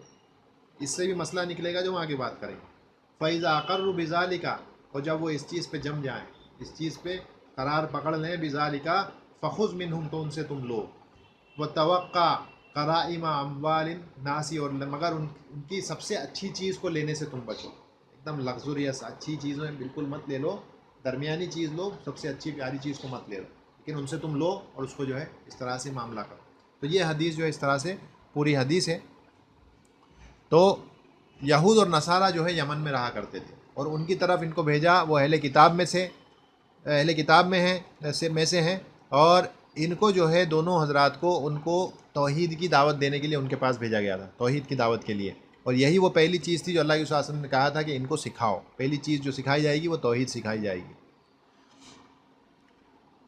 اور یہ ہم دیکھ چکے کہ پورے یمن کی طرف جو ہے نہیں بھیجا تھا، صرف ایک ایریے کی طرف دونوں کو بھیجا تھا، آپ فلاں ایریے میں جائیں گے، آپ فلاں ایریے میں جائیں گے، ان کو دین کی دعوت دو، بلاؤ، سیکھو، پڑھاؤ، اور اس کے بعد میں اسی طرح سے معاملہ کرو، تو پورا ایک طریقہ ان کو بتایا گیا تھا۔ اب شیخ بیان کرتے ہیں کہ اس حدیث کو یہاں لانے یہ کیوں لائے، اس میں شاہد کیا ہے کہ اس باب میں اس حدیث کو لائے، تو کون سی چیز ہے جو اس باب کے ساتھ میچ کرتی ہے؟ تو بیان کرتے ہیں کہ اس میں جو یہ بات بیان ہوئی ہے اس حدیث میں فَلْيَكُنْ أَوَّلَ مَا تَدْعُوهُمْ إِلَىٰ أَن يُوَحِّدُوا اللَّهَ تعالیٰ، یہ جو ہے اس باب سے مطابقت رکھتا ہے یہ والا جملہ، اور اسی لیے امام بخاری اس کو یہاں پہ لے کے آئے۔ کہتے ہیں کہ اس سے کیا معنی ہے إِلَىٰ أَن يُوَحِّدُوا اللَّهَ تعالیٰ، اس سے معنی کیا ہے؟ تو اس سے جو معنی بیان کیا ہے وہ معنی یہ بیان کیا ہے کہ لا الہ الا اللہ محمد رسول اللہ، یہ اس کا معنی ان یوحد اللہ تعالیٰ، اس کا معنی یہ ہے کہ ان کو دعوت دو الی توحید اللہ، اللہ کی توحید کی دعوت دو۔ وہ توحید کیا ہے؟ اشہد اللہ الہ الا اللہ و اشہد ان محمد رسول اللہ، یہ جو ہے پوری توحید کی یہی دعوت ہے جس کی طرف انہوں نے بلایا، یعنی اللہ کے وسلم نے کہا تھا ان کو بلاؤ۔ اب ایک مسئلہ یہ آتا ہے جو شیخ یہاں پہ، جو میں نے اب ضروری نہیں سمجھا کہ ہر چیز کو وہاں پہ میں ڈالوں، یہاں پہ بیان کرتے ہیں کہ یہ جو چیز لکھی فَلْيَكُنْ أَوَّلَ مَا تَدْعُوهُمْ إِلَىٰ أَن يُوَحِّدُوا اللَّهَ، تو اس سے مراد کیا ہے؟ کلمۃ یوحد اللہ مطابقۃ لترجمتی تماما فی لفظ الآخر فی الحدیث نفسہ إِلَىٰ أَن يَشْهَدُوا اللہ الہ الا اللہ، یہ اس سے مراد ہے۔ لیکن دوسری بات اور بیان کرتے ہیں کہ اس سے یہ بھی مراد ہو سکتی ہے فَلْيَكُنْ أَوَّلَ مَا تَدْعُوهُمْ إِلَيْهِ شَهَادَةُ لَا إِلَٰهَ إِلَّا اللَّهُ وَأَنَّ مُحَمَّدًا رَسُولُ اللَّهِ، تو ان دونوں میں سے ہم کس کو لیں گے؟ صرف اتنے حصے کو جہاں پہ لا الہ الا اللہ پہ ختم ہو جاتا ہے، یا وہ حصہ بھی جو کہتا ہے کہ وَأَشْهَدُ أَنَّ مُحَمَّدًا رَسُولُ اللَّهِ، اس کو بھی لیں گے؟ تو کہتے ہیں کہ ہاں، دونوں کو لینا پڑے گا، ایک کے بنا دوسرا ادھورا ہے، تو آپ کو دونوں کو لینا پڑے گا۔ تو یہاں مراد یہی ہے کہ آپ ان کو جو ہے توحید کی بھی دعوت دیں، اور اس کے بعد اس بات کی بھی دعوت دیں کہ اللہ کے رسول، یعنی جو نبی صلی اللہ علیہ وسلم ہے، محمد صلی اللہ علیہ وسلم ہے، یہ اللہ کے رسول ہیں، کیونکہ یہ لوگ اسی کو نہیں مانتے تھے، یہود جو تھے اور نصارہ جو تھے یہ اس بات کو نہیں مانتے تھے۔ اسی چیز کو قرآن میں جو ہے اللہ نے متعدد جگہ پہ کہا کہ یہ لوگ وہ ہیں یعرفون ابناءہم، کہ یہ یعرفونہ کما یعرفون ابناءہم، یہ انہیں اللہ صلی اللہ علیہ وسلم کو ایسے پہچانتے ہیں جیسے اپنے بچوں کو پہچانتے ہیں، اتنا اچھا پہچانتے ہیں یہ لوگ۔ لیکن جو ہے ان فریق منہم لیکتمون الحق وہم یعلمون، لیکن ان میں سے ایک فریق، ایک پارٹی ایسی تھی کہ جس نے حق کو چھپا لیا جانتے ہوئے، یہ جو ہے نبی ہیں، آخری نبی یہی ہیں، تو معلوم تھا لیکن اس کو چھپا لیا۔ تو یہ زیادہ بڑی دعوت ہے، اس چیز پر ان کو جو ہے اقرار اور قرار پکڑوانا کہ یہ جو محمد صلی اللہ علیہ وسلم ہے یہ آخری نبی ہے اللہ کی طرف سے بھیجے ہوئے، تو یہ جو ہے زیادہ ضروری چیز ہے۔ تو اسی چیز کو جو ہے شیخ نے یہاں پر کتاب میں بیان کیا ہے۔ تو یہ جو معنی ہے الی ان یوحد اللہ، اس سے معنی کیا ہے؟ شہادتی ان لا الہ الا اللہ واشہد، وہ اور شہادت اس بات کی کہ اللہ کے نبی محمد صلی اللہ علیہ وسلم اللہ کے نبی ہیں، اس بات کا اقرار۔ اور اس کے بعد کہتے ہیں وفی الحدیث دلیل علی ان اہل الکتاب لم یوحدوا اللہ عز وجل وهو کذالک، کہتے ہیں کہ اس حدیث میں یہ بھی دلیل ہے اس بات کی جو اہل کتاب ہیں یہ یعنی کہ ہمیشہ سے ایسے ہی ہیں، یہ اللہ کی وحدانیت میں ان کا ایمان نہیں ہے، مطلب اوپری طور پہ جو ہے ربوبیت میں مان لیں گے، اسماء صفات میں مان لیں گے، جا کر کے الوہیت کے اندر جا کر کے شرک کر دیں، وہاں پہ جو ہے وہ توحید کو نہیں برقرار رکھ پاتے ہیں، تو یہ ہمیشہ سے ایسے ہیں۔ وَهُوَ كَذَلِكَ فَإِنَّ الْيَهُودَ يَقُولُونَ عُزَيْرُ ابْنُ اللَّهِ، وہ کہتے ہیں عزیر جو ہے وہ ابن اللہ، اللہ کے بیٹے ہیں، تو یہ کیا ہے؟ شرک ہے، یہ اللہ کا بیٹا بنا دیا۔ اور اسی طرح سے نصارہ کیا کہتے ہیں؟ المسیح ابن اللہ، مسیح ابن عیسیٰ ابن مریم جو ہیں وہ اللہ کے بیٹے ہیں، انہوں نے، اور اسی کے ساتھ یہ بھی کہتے ہیں ان اللہ ثالث ثلاثہ، اللہ تیسرا ہے، تین میں کا تیسرا اللہ ہے، یہ بھی کہتے ہیں وہ۔ تو اللہ نے اس چیز کو کیا کہا؟ لقد غفر الذین قالوا ان اللہ ثالث ثلاثہ، تو ان لوگوں نے کفر کر دیا جنہوں نے اللہ کو تین میں کا تیسرا مان لیا، وہ کفر کر چکے۔ اور دوسری جگہ یہ بھی کہا کہ جو ہے عیسیٰ ابن مریم جو کہتے ہیں وہ بھی جو ہے انہوں نے بھی کفر کر دیا، لقد غفر الذین قالوا ان اللہ عیسیٰ ابن مریم، ٹھیک ہے، جنہوں نے کہا کہ عیسیٰ ابن مریم جو ہے ابن اللہ ہیں تو انہوں نے بھی کفر کر دیا، وہ بھی جو ہے دائرہ اسلام سے باہر چلے گئے۔ تو یہاں جو ہے شیخ بتانے کی یہ کوشش کر رہے ہیں، جو مسئلہ جو پیش کریں گے وہ یہ کریں گے کہ آگے ایک بہت اہم بات آئے گی کہ معرفت ضروری ہے، اعتقاد ضروری ہے، شک ہونا ضروری ہے، پہلے کیا زیادہ ضروری ہے، تو وہ بحث ابھی انشاءاللہ آگے آنے والی۔ لیکن اس سے پہلے جو چند نکات خاص امپورٹنٹ جو اہمیت کے ہیں وہ یہ ہیں کہ سلفی جو طریقہ اور منہج ہے وہ کیا ہے؟ وہ ہے دعوت دینا، دعوت دینا غیر مسلمانوں کو توحید کی سب سے پہلے، کسی چیز کی نہیں دینا، سب سے پہلی دعوت توحید کی دینا۔ توحید کے بعد میں ساری چیزیں ہم دیکھ چکے توحید کی اہمیت اور فضیلت میں، کہ اگر توحید نہیں ہے تو اعمال برباد ہے، تو فائدہ نہیں ہے ان کو توحید کی دعوت دینے سے پہلے کہ نماز پڑھو، روزے رکھو، حج کرو، کوئی فائدہ نہیں ہے، برباد ہے وہ، جب تک توحید نہیں ہوگی سب برباد ہے۔ تو جو بنیاد ہے، بیس ہے، وہ جاننا ضروری ہے۔ اسی لیے جو ہے علماء کہتے ہیں من حرم الاصول حرم الوصول، جو اصولوں سے محروم رہ گیا وہ منزل تک پہنچنے سے، اپنے مقصد تک پہنچنے سے جو ہے محروم رہ جائے گا۔ تو اسی لیے اپنے جو ہے بیسکس کو مضبوط کرنا ضروری ہے، اور توحید ہی ہماری بیس ہے۔ اسی لیے کہتے ہیں کلمۃ توحیدی اساس توحید الامتی، کلمہ توحید لا الہ الا اللہ یہی وہ بنیاد ہے جس پہ امت کھڑی ہوگی اور ایک ہوگی۔ اس کے علاوہ کسی دوسری چیز پہ امت ایک نہیں ہو سکتی۔ پھر نمازیں پڑھو مسجد میں ساتھ کھڑے ہو کر، شیعوں کے ساتھ سنی، فرق نہیں پڑتا، وہاں پہ توحید نہیں ہے تو آپ کس بنیاد پہ ساتھ کھڑے ہو کے اساس کہاں، کون سی بنیاد پہ بلڈنگ بنا رہے ہو؟ بنیاد ہی نہیں ہے نیچے۔ تو توحید ضروری ہے، اور پھر بھی اس کے باوجود لوگ کہتے ہیں کہ آپ جو ہے توحید کرتے رہتے ہیں۔ توحید اتنی اہم چیز ہے، توحید کرنا ہی پڑے گا نا، جس کے بنا اعمال برباد ہیں اس کے لیے تو پھر پوری زندگی بھی ڈال دیں تو کم ہے۔ تو یہ جو ہے چیز مضبوط ہونا ضروری ہے۔ ایک بار یہ مضبوط ہو گئی پھر اعمال کرو، انشاءاللہ آپ کے اعمال ممکن ہے کہ قبول ہو جائیں اللہ کے نزدیک، اگر ان کے اندر اخلاص ہوگا اور نبی صلی اللہ علیہ وسلم کی سنتوں کے مطابق ہوں گی تو وہ قبول ہو جائیں گی۔ اور پھر جب وہ توحید کو پہچان جائیں تو پھر ان کو دوسری چیزیں سکھاؤ، یہی سلفی منہج ہے، اس طرح سے کام ہونا چاہیے۔ کیوں؟ کیونکہ آپ کے جو اعمال ہیں توحید کے بنا قبول نہیں ہوں گے، یہ شرط ہے۔ جس طرح سے وضو شرط ہے نماز کے لیے، اسی طرح سے ایمان شرط ہے اعمال کے قبول ہونے کے لیے، اس کی مقبول ہونے کے لیے ایمان توحید شرط ہے۔ مکی قرآن جو تھا اس کا فوکس تھا توحید پر فوکس ہے، غیب پر، جنت پر، جہنم پر، ان چیزوں پہ فوکس ہے اس کا۔ نبی صلی اللہ علیہ وسلم کو 51-52 سال کی عمر میں تقریباً جو نماز کا جو حکم آیا 5 ٹائم کی، اس عمر میں آیا، یعنی یہ 11 سال زندگی کے نبوت کے بعد، 40 سال کی عمر میں نبوت ملی، 11-12 سال کی زندگی جو ہے ان کی توحید کی دعوت دینے میں جاتی ہے۔ اور اس کے آخری دور میں، مکہ کے آخری دور میں نماز جو ہے 5 لگ بھگ 15 مہینے 16 مہینے پہلے ہجرت سے جو ہے حکم آتا ہے 5 نمازوں کا۔ تو یہ اس سے توحید کی اہمیت پتہ چلتی ہے، کتنی اہم ہے توحید۔ اس کے بعد میں شیخ جو ہیں یہاں بیان یہ کر رہے ہیں کہ اہل کتاب جو ہیں وہ اپنے نیچر کے حساب سے کبھی بھی توحید پہ نہیں تھے، یعنی اللہ کی وحدانیت کو نہیں مانتے تھے، یہ ان کا نیچر میں تھا۔ اسی لیے شیخ نے کہا ہے کہ ہوا کذالک، اسی طرح سے تھے وہ ہوا کذالک، ہمیشہ سے ایسے ہی تھے۔ یہود کہتے تھے عزیر ہیں وہ ابن اللہ ہیں، وہ ادھر نصارہ کہتے تھے المسیح جو ہے وہ ابن اللہ یا ثالث و ثلاثہ کا معاملہ تھا، تو اس طرح سے کہا کرتے تھے۔ اور ان لوگوں نے اللہ کو ایک نہیں مانا 10ویں ہجری تک بھی، کیونکہ یہ معاملہ کب پیش آیا؟ 10ویں ہجری میں، یعنی اللہ کے صلی اللہ علیہ وسلم کی وفات سے 1 سال پہلے، 1-1.5 سال پہلے حضرت معاذ کو بھیجا، یعنی تب تک بھی اللہ کے صلی اللہ علیہ وسلم میں نہیں مانتے تھے اور اللہ کی وحدانیت میں نہیں مانتے، تبھی تو یہ بات پیش آئی۔ اور اس کے بعد یہاں پر ان لوگوں کا بھی رد ہے۔ شیخ کہتے ہیں وفی الحدیث دلیل علی رد قول من یقول ان اول واجب علی الانسان المعرفہ، کہ انسان پہ سب سے پہلی چیز معرفت ہے، کہ معرفت حاصل کرو اللہ کی، ہے نا، اللہ کی معرفت۔ یہ یعنی لوگ ایسا کہتے ہیں قبل ان یعتقد، اس سے پہلے کہ اعتقاد سے پہلے، دل میں ایمان سے پہلے کیا ہے؟ معرفت حاصل کرو اللہ کی، وہ ایسا کہتے ہیں کچھ لوگ۔ ای اننا ندعو الناس اولا الی ان یعرفوا ویتعلموا ثم بعد ذلك یعتقدون، یعنی کہنے کا مطلب یہ ہے کہ وہ لوگوں کو ہم جو ہے سب سے پہلے دعوت دیں گے اللہ کی معرفت کی، اس کو اللہ کے بارے میں جو ہے بتائیں گے کہ اللہ کیا ہے، اس بارے میں پہلے بتائیں گے، اس کا علم دیں گے، اس کی تعلیم دیں گے، اور اس کے بعد جو ہے ہم کہیں گے اب اعتقاد پیدا کرو دل کے اندر۔ اور یہ طریقہ صحیح نہیں ہے، شیخ کہتے ہیں یہ غلط طریقہ ہے، اعتقاد پہلے ہونا چاہیے، پہلے یہاں پہ دل میں ایمان آ جائے، اس کے بعد میں پھر آپ معرفت حاصل کرو گے تو آپ کے لیے چیزیں آسان ہوں گی۔ تو یہ کہتے ہیں کہ یہ حدیث اس کا رد ہے، اسی لیے اللہ کے صلی اللہ علیہ وسلم نے کیا کہا، پہلے ان کے جا کے ایک اللہ کی وحدانیت کی بات ان کے بیٹھا دو دل کے اندر، جب وہ آئے گی تو اپنے آپ عمل میں پھر نظر آئے گی، جھلک کر کے آئے گی۔ ٹھیک ہے، اس کے بعد جو ہے شیخ بیان کرتے ہیں کہ یہ جو چیز ہے وہ سبب حاضح الاقوال، یعنی کہ دوسرا جو ہے ایک معاملہ یہ ہے، ایک تو طریقہ یہ ہے، کہتے ہیں کہ معرفت، پہلے معرفت اس کے بعد میں اعتقاد۔ دوسرے ایک اور ہیں،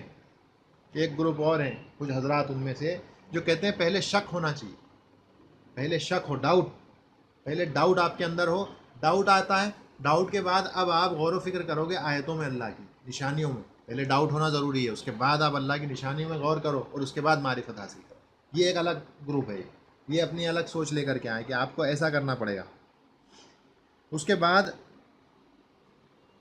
شیخ جو ہے ایک اور مثال دیتے ہیں اور کہتے ہیں ان یکون شخص نشا فی بلادی شیوعیتی، شیوعیتی یعنی کمیونسٹ، ایسے ملک، کمیونسٹ ملک ہم کہتے ہیں نا، وہ مارکس، کارل مارکس والی جو فلسفی والا، تو ویسے جہاں ممالک ہیں تو وہاں پر جو لوگ ہوتے ہیں ان کو علم نہیں ہوتا ہے کہ اللہ کیا ہے، رب کیا ہے، واقعی میں ان کو علم نہیں ہوتا ہے، انہوں نے ان چیزوں سے ان کو کوئی لینا دینا نہیں ہے، کمیونسٹ سوچ ہوتی ہے، کارل مارکس والی مارکسسٹ کمیونسٹ سوچ ہوتی ہے ان کی، تو ان لوگوں کو پتہ نہیں ہوتا ہے کہ رب کیا ہے، الہ کیا ہے، وہ نہیں جانتے۔ وہ انما ہم کل انعامی، اور وہ جانوروں کے جیسے ہوتے ہیں، بالکل جانوروں کے جیسے، کچھ نہیں پتہ رب ہمارا پیدا کرنے والا کون، الہ کون ہے، کیا ہے، کوئی لینا دینا نہیں ان چیزوں سے۔ فَهَؤُلَاءِ قَدْ نَحْتَاجُ إِلَىٰ أَن نُعَرِّفَهُم بِاللَّهِ، تو ایسی جگہ پر پھر ضرورت پیش آتی ہے کہ ان کو معرفت دی جائے۔ اس جگہ پہ آپ پہلے ان کو معرفت دیں گے، اللہ کی، رب ہونے کی، الہ ہونے کی، ساری پہلے انفارمیشن دیں گے، اس کے بعد میں پھر آپ جو ہے ندعوہم الی التوحید ثانیاً، پھر دوسرے نمبر پر پھر ان کو توحید کی دعوت دیں گے، پہلے معرفت دے دیں گے، لیکن وہ ایسی جگہ پہ، عمومی طور پہ یہاں بات اہل کتاب کی ہو رہی ہے، اور آگے شیخ بیان کریں گے کہ اہل کتاب کے لیے ضرورت نہیں ہے، جیسے یہاں پہ کہنے والا لکن مثل اہل الکتاب لا یحتاجون الی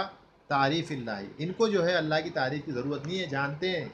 اب ان کے اوپر وہ معرفت دینے کا بے جو ہے وقت برباد مت کرے، تو معلوم ہے ان کو کہ اللہ ایک ہے، اللہ کی طرف سے جو اللہ کے اسماء و صفات، ربوبیت، یہ جانتے ہیں، یہ وہ کرتے نہیں ہیں، وہ الگ بات، جانتے سب ہیں۔ کہتے ہیں لِأَنَّهُمْ عِنْدَهُمْ علم باللہ، کیونکہ ان کے نزدیک اللہ کے تعلق سے علم ہے، تو ان کے اوپر اب آپ یہ قاعدہ اپلیکیبل نہیں ہوگا کہ پہلے معرفت دو اس کے بعد میں جو ہے ان کو توحید سکھاؤ، نہیں، توحید کی دعوت ڈائریکٹ آپ ان کو دیں گے، تو یہ آپ کو کرنا پڑے گا۔ فَهُمْ يَعْرِفُونَ اللَّهَ عَزَّ وَجَلَّ بَلْ يَعْرِفُونَ الرَّسُولَ، یہی نہیں اللہ ہی کی نہیں، ان کو اللہ کے رسول صلی اللہ علیہ وسلم کی معرفت ہے، وہ بھی معرفت رکھتے ہیں وہ، اور اسی لیے اللہ نے جیسا میں نے بتایا کما یعرفون ابناہم، اس طرح سے وہ پہچانتے ہیں اللہ کے وسلم جیسے اپنے بیٹوں کو پہچانتے ہیں، اتنا اچھے واضح طور پر پہچانتے ہیں۔ فصار اول ما ندعو الناس الى توحید اللہ قبل المعرفتی، تو اس لیے جو ہے لوگوں کو آپ توحید کی دعوت دیں گے معرفت سے پہلے، ان لوگوں کو، اہل توحید کو، یعنی اہل کتاب کو آپ جو دعوت دیں گے کون سی دیں گے؟ پہلے توحید کی دعوت دیں گے، اس کے بعد آپ اپنے آپ معرفت آتی چلی جائے گی۔ تو اعتقاد دل میں اس کا بیٹھ جانا وہ زیادہ ضروری ہے، ایک بار وہ ہو گیا تو پھر اس کے بعد میں جو ہے دل کا عمل آئے گا، اس کے بعد میں زبان کا عمل آئے گا، پھر عمل جو جوارے ہیں اس کا عمل آئے گا، پھر ہوتی چلی جاتی چیز اپنے آپ آسانی سے۔ تو یہ فطری طریقہ ہے، لِأَنَّ هَذَا أَمْرٌ فِطْرِيٌّ، یہ فطری طریقہ ہے، یہ معاملہ فطری ہے بالکل۔ إِلَّا إِذَا كَانَ إِنسَانٌ مُنْغَمِسًا فِي قَوْمٍ أَفْسَدُوا فِطْرَتَهَا، سوائے اس کے کہ کوئی شخص ہے جس کی فطرت ہی بالکل بگڑ چکی ہے، اب اس کی فطرت خراب ہو گئی، ختم ہو گئی، سافٹ ویئر کرپٹ ہو جاتا ہے، وائرس آ گیا، تو پھر کیا کرنا پڑنا ہے؟ ری انسٹال کرنا پڑتا ہے۔ تو اس جگہ پہ کیا کرنا پڑے گا؟ پھر تو اس کو پوری معرفت دینی پڑے گی، پھر توحید دینی پڑے گی۔ اگر فساد پیدا ہو گیا ہے فطرت کے اندر تب، لیکن فطرت سالم ہے، صحیح ہے، تو پھر اب آپ جو ہے ڈائریکٹ توحید کی دعوت دیں گے، اب معرفت دینے کی ضرورت نہیں، وہ جانتا ہے، چھپا رہا ہے اور جھٹلا رہا ہے وہ الگ بات ہے۔ اما القول بان الواجب شق اولا ثم المعرفة ثانيا ثم العقیدة ثالثا فهذا قول من ابطل الاقوال بل هو ابطل قول سمعته، کہتے ہیں کہ وہ جو ہے جو کہتا ہے پہلے شک ہو، شک کے بعد میں جو ہے معرفت آئے، معرفت کے بعد میں آپ جو ہے اعتقاد پیدا کرو، توحید پیدا کرو، تو کہتے ہیں یہ سب سے زیادہ ابطل، سب سے زیادہ باطل قول ہے۔ وہ کہتے ہیں یہ سب سے زیادہ باطل قول ہے جو میں نے سنا ہے، شیخ عثیمین کہتے ہیں سب سے زیادہ باطل قول جو میں نے سنا ہے وہ یہی ہے، شک، معرفت اور اس کے بعد میں جو ہے توحید، سب سے زیادہ باطل قول ہے۔ اس کے بعد کہتے ہیں وفی الحدیث قوله فإذا عرفوا ذلك، اس کے اندر ایک جملہ آیا ہے حدیث میں، جب ہم نے پڑھ رہے تھے کہ جب توحید کی دعوت ان کو دے دو، تو جو بات آئی ہے وہ آئی ہے فإذا عرفوا ذلك، جب وہ اس کو جان جائیں۔ تو اس جملے سے کچھ جو ہیں لوگ ہیں وہ کیا کہتے ہیں، استدل بعض الناس، اس سے استدلال کرتے ہوئے، اس جو چھوٹا سا جملہ ہے اس سے استدلال کرتے ہوئے کچھ لوگ کیا کہتے ہیں، ان اول شیء هو المعرفۃ، کہ یہ جو ہے یہی تو معرفت، اس سے وہ پکڑتے ہیں دلیل کہ معرفت، دیکھو عرفو کہا اللہ نے، عرفہ کا معنی جاننا، تو شیخ اس کی بھی جو ہے رد کرتے ہوئے کہتے ہیں لقوله فإذا عرفوا ذلك لكن ذكرنا لكم آنفا أن الحديث روي بالالفاظ المتعددة، کہ یہ حدیث جو ہے متعدد الفاظ سے بیان کی گئی ہے، صرف ایک کو پکڑ کے آپ نہیں بیٹھ سکتے، کیوں؟ کیونکہ دوسری جگہ کیا آیا ہے، وأوفى هذه الألفاظ هو قوله في اللفظ الثاني فإن أطاعوك لذلك، أطاعوك لفظ بھی آیا ہے دوسری روایتوں کے اندر، اس سے پتہ چلتا ہے کہ اطاعت ہو جائے، اس پر عمل پیرا ہو جائے، یعنی توحید کو جاننے لگیں، اصل مراد یہاں پہ یہ ہے۔ حاض اللفظ الذی سیاق فی الحدیث سیاقا تاما ولہذا فیکون حاض اللفظ الذی ذکرہ المؤلف ہنا منقولا بالمعنى على ان قوله اذا عرفوا ذلك، اس سے مراد یہ ہے لا يتعین ان یکون المراد به اذا عرفوا اللہ، یہ مراد نہیں ہے کہ اللہ کی معرفت حاصل کرو، مراد یہ ہے کہ جب توحید کا علم ان کو ہو جائے۔ عرفوا ذالک سے مراد یہ ہے توحید، ذالک کہاں توحید کی طرف لوٹ کے جا رہی ہے کہ توحید کا علم ہو جائے، تو اذا عرفوا ذالک ای عرفوا ان اللہ الہ واحد، جب وہ یہ جان جائیں کہ اللہ اکیلا الہ ہے، معبود حقیقی ہے، یہ اصل مقصود ہے یہاں پہ۔ ای عرف التوحید یعنی توحید کو جان جائیں، وہ اقروا بھی اور اس پہ جم جائیں، قرار پکڑ لیں، اس کے بعد وہ انقادوا لہو اور ان کے دل میں مضبوطی سے چیز یہ بیٹھ جائے، فاخبرہم پھر اس کے بعد میں ان کو بتاؤ ان اللہ افترض علیہم، اس کے بعد جو الی الآخری آیا، اس کے بعد جو آخر میں تک جو حدیث ہے اس طرح سے پوری۔ فہذا لا یحتاج الی شرح وہو معروف، اور اس کو جو ہے کسی ایکسپلینیشن کی ضرورت نہیں ہے اس بات کو، یہ جو ہے معروف ہے، معلوم ہے، آسان سی بات ہے، اس میں کسی قسم کی شرح کرنے کی ضرورت نہیں، وہ معروف وقت سبق، اور یہ جو ہے پہلے یہ چیز گزر چکی ہے، آگے جو کتابیں ہوں گی جہاں شیخ نے بیان کیا ہے تو صرف ہم آخری کتاب دیکھ رہے ہیں صحیح بخاری کی، شیخ کی پوری شرح ہے صحیح بخاری کی مختصر سی، تو اس میں آگے کہیں تو بھی یہ حدیث جہاں اور کہیں نقل ہوگی وہاں پہ شیخ نے اس مسئلے کو اور واضح طور پر بیان کیا۔ اسی طرح سے جب ہم آگے جائیں گے کہ اسی حدیث میں یہ ہم نے دیکھ لیا ہے، اب جو چند چیزیں اور اس میں آتی ہیں وہ زکوٰۃ کے تعلق سے ہیں، جس کو ہم سرسری طور پہ جلدی سے دیکھ لیں گے۔ وفی قولہ فی الحدیث زکوٰۃ فی اموالہم، کے ان کے مالوں میں زکوٰۃ ہے، یہ اشارہ کرتی ہے تدل هذه اللفظۃ علی ان الزکوٰۃ واجبۃ فی المال، کہ واجب ہے زکوٰۃ کا ادا کرنا مال میں سے واجب ہے، وہوا کذالک، اور وہ یہ ایسا ہی ہے ہمیشہ سے، ڈیفالٹ ہے یہ ایک دم، وہوا کذالک، ولہذا لا یشترط لوجوبها على القول الراجح ان يكون مالک المال مکلفا ای بالغا عاقلا، بالغ ہے عاقل ہے تو پھر وہ جو ہے مکلف ہے، چاہے پھر وہ چھوٹا بچہ کیوں نہ ہو یا وہ مجنوں کیوں نہ ہو، چھوٹا بچہ بھی ہوگا تو اس کے مال پہ بھی زکوٰۃ ہے، یتیموں کے مال پہ بھی زکوٰۃ ہے، مجنوں ہوگا لیکن مال ہے اس کے پاس تو جو اس کا سرپرست ہوگا، بڑا ہوگا، اس کا دیکھ ریکھ کرنے والا ہوگا، اس کے مال میں سے اس کو زکوٰۃ نکال کے دینا ہے، اس کو دینا ہے۔ ولو قال قائل ان الخطاب لا يوجه الا للمكلف اصلا لكن هذا وجها قويا لكنه لما قال في اموالهم وقال في العادي، وہی بات ہے کہ زکوٰۃ جو ہے یہی سینٹرل تھیم ہے اس جو حدیث میں جو بیان کیا جا رہا ہے، سینٹرل تھیم یہی ہے اس کی کہ زکوٰۃ جو ہے واجب ہے مال کے اوپر، وہ آپ کو نکالنا ہے اور اس کو دینا ہے، یہی اس کی سینٹرل تھیم ہے،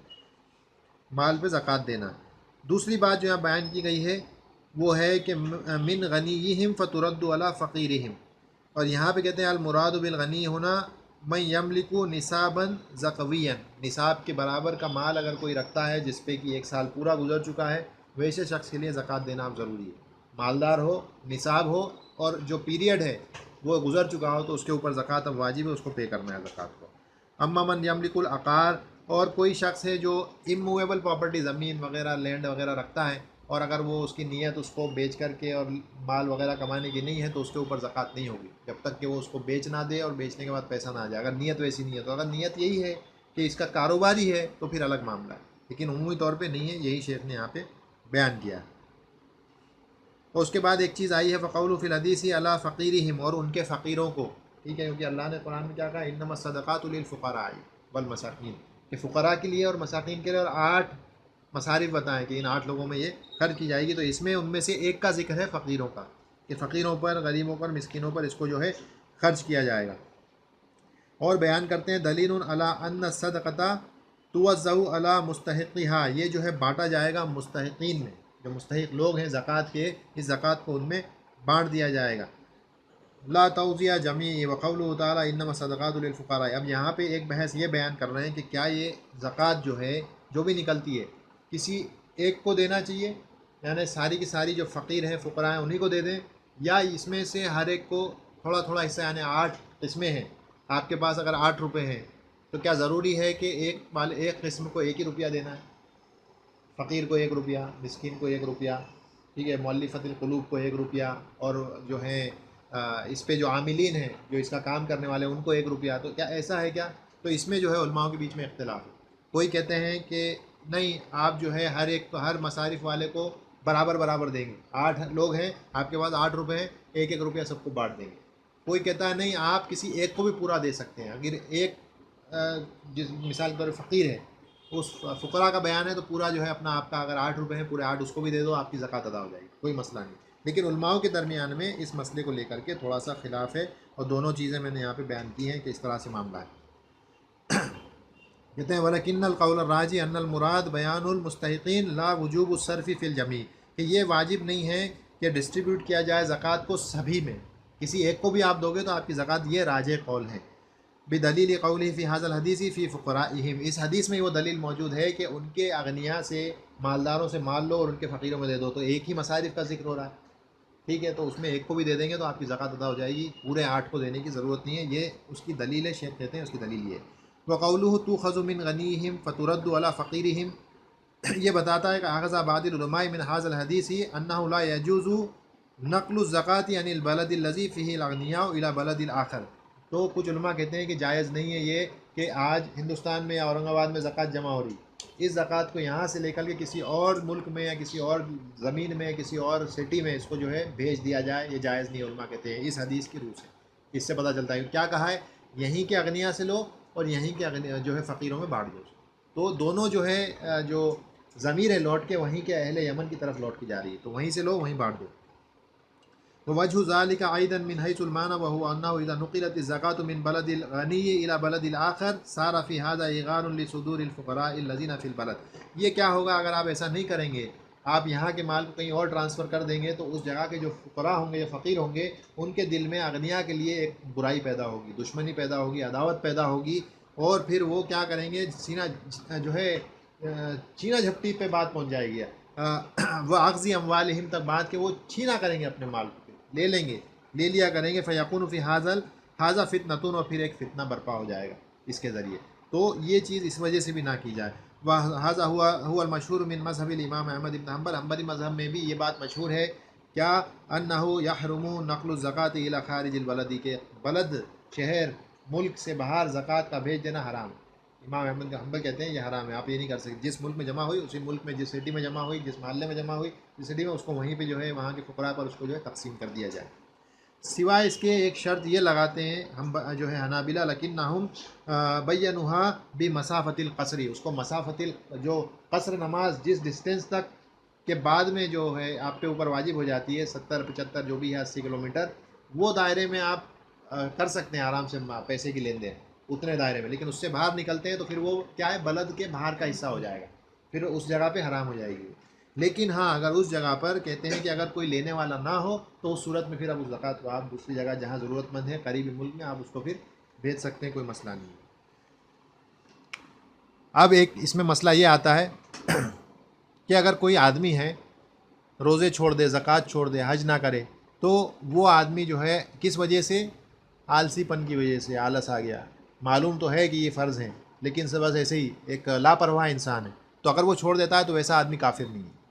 لیکن نماز کے تعلق سے یہ آتا ہے کہ نماز اگر کوئی چھوڑ دے آلس میں، یا جو ہے فرضیت تو معلوم ہے اس کے باوجود بھی اگر وہ نماز کو چھوڑ دیتا ہے، اس کو لائٹ لے لیتا ہے، تو وہ آدمی کے لیے کیا کہا گیا ہے کہ وہ کافر ہے. بہرحال علماؤں میں اس میں بھی خلاف ہے کہ کافر کیا ایسا کافر ہے جو دائرۂ اسلام سے باہر نکل جائے، تو کچھ علماء کہتے ہیں نہیں ویسا نہیں ہے، کچھ علماء جو ہے کہتے ہیں کہ ویسا ہی ہے، وہ دائرۂ اسلام سے باہر چلے جاتا ہے. بہرحال اس میں علماء میں خلاف ہے، لیکن حدیث واضح العہد الذی بیننا وبینہم الصلاۃ، کہتے ہیں کہ جو عہد، جو ہمارے بیچ میں جو سندھی ہوئی ہے، جو ایگریمنٹ ہے، وہ کیا ہے، ہم دونوں کے بیچ میں، یعنی ان لوگوں کے اور ہمارے بیچ میں نماز ہے، وہ یعنی غیروں کے بیچ میں اور ہمارے بیچ میں کیا چیز آتی ہے، نماز آتی ہے. فمن ترکھا فقط کفر، جس نے نماز کو چھوڑا اس نے کفر کیا.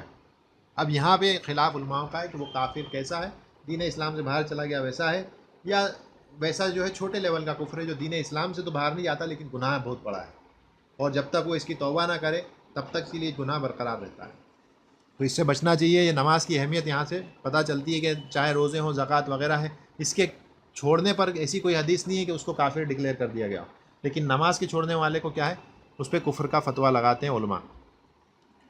ایک چیز یہ آتی ہے کہ نبی صلی اللہ علیہ وسلم نے یہاں پر روزوں کا یا حج کا ذکر نہیں کیا ہے، صرف کیا کہا ہے کہ اللہ نے تو ان اللہ فرض علیہم، تمہارے اوپر خمس صلوات، آپ کے اوپر 5 نمازیں جو ہیں ان سے کہو کہ 5 نمازیں ہیں، باقی چیز نہیں ہے کیا. اور دوسرا چیز زکوٰۃ کا ذکر ہے، روزوں کا نہیں ہے، حج کا نہیں ہے. ایسا کیوں کیا، کیوں نہیں کیا، جو اللہ کے بیان کیوں نہیں کیا. تو شیخ کہتے ہیں کہ ایسا نہیں کرنے کی وجہ یہ ہے کہ یہ چیزیں تو معروف ہیں، معلوم ہے، کیونکہ دوسری حدیثیں ہیں بنی الاسلام علی خمس، اس سے معلوم ہے کہ اسلام کی بنیاد 5 چیزوں پر ہے، اور وہ پہلے گزر چکی کتاب میں حدیث. تو یہ جو بنیادیں لوگوں کے نزدیک معروف ہے کہ حج بھی ہے اس کے اندر، روزے بھی ہیں اس کے، زکوٰۃ بھی ہے، کلمہ شہادت بھی، یہ ساری چیزیں، تو اس کو جو ہے واپس سے بیان کرنے کی ضرورت نہیں ہے، تو اس وجہ سے جو ہے اس کو بیان نہیں کیا گیا. اب اللہ کے صلی اللہ علیہ وسلم جو ہے ان کا طریقہ کیا تھا، آخر میں یہ بات ہے کہ ان کا جو طریقہ تھا وہ یہ تھا کہ آپ کا جو سٹائل ہوتی ہے بولنے کی،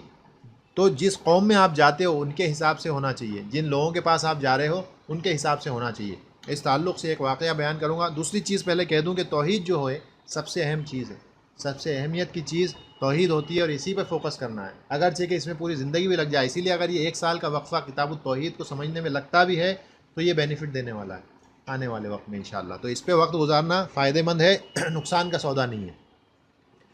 اللہ کے صلی اللہ علیہ وسلم کا جو طریقہ تھا وہ کیا تھا کہ آپ جب جن لوگوں کے درمیان میں جاتے ہو آپ کو ان کے لیول پہ جا کے بات کرنی پڑے گی. ایک واقعہ بیان کر کے ہم بات کو ختم کریں گے. شیخ ظفر الحسن مدنی کا خود کا واقعہ ہے. کہتے ہیں کہ، اور میں نے خود سنا ہے ان سے، کہتے ہیں کہ جب جامعہ سلفیہ بنارس سے فارغ ہوئے،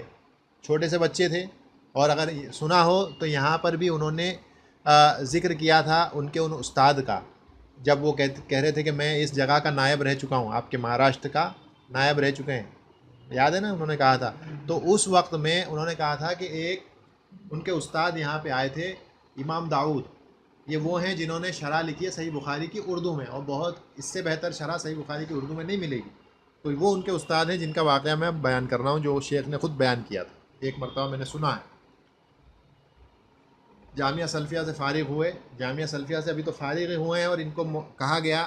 کہ انہی امام داؤد کے ساتھ پہلے ان کو بیان کرنا ہے توحید پہ اور شرک پہ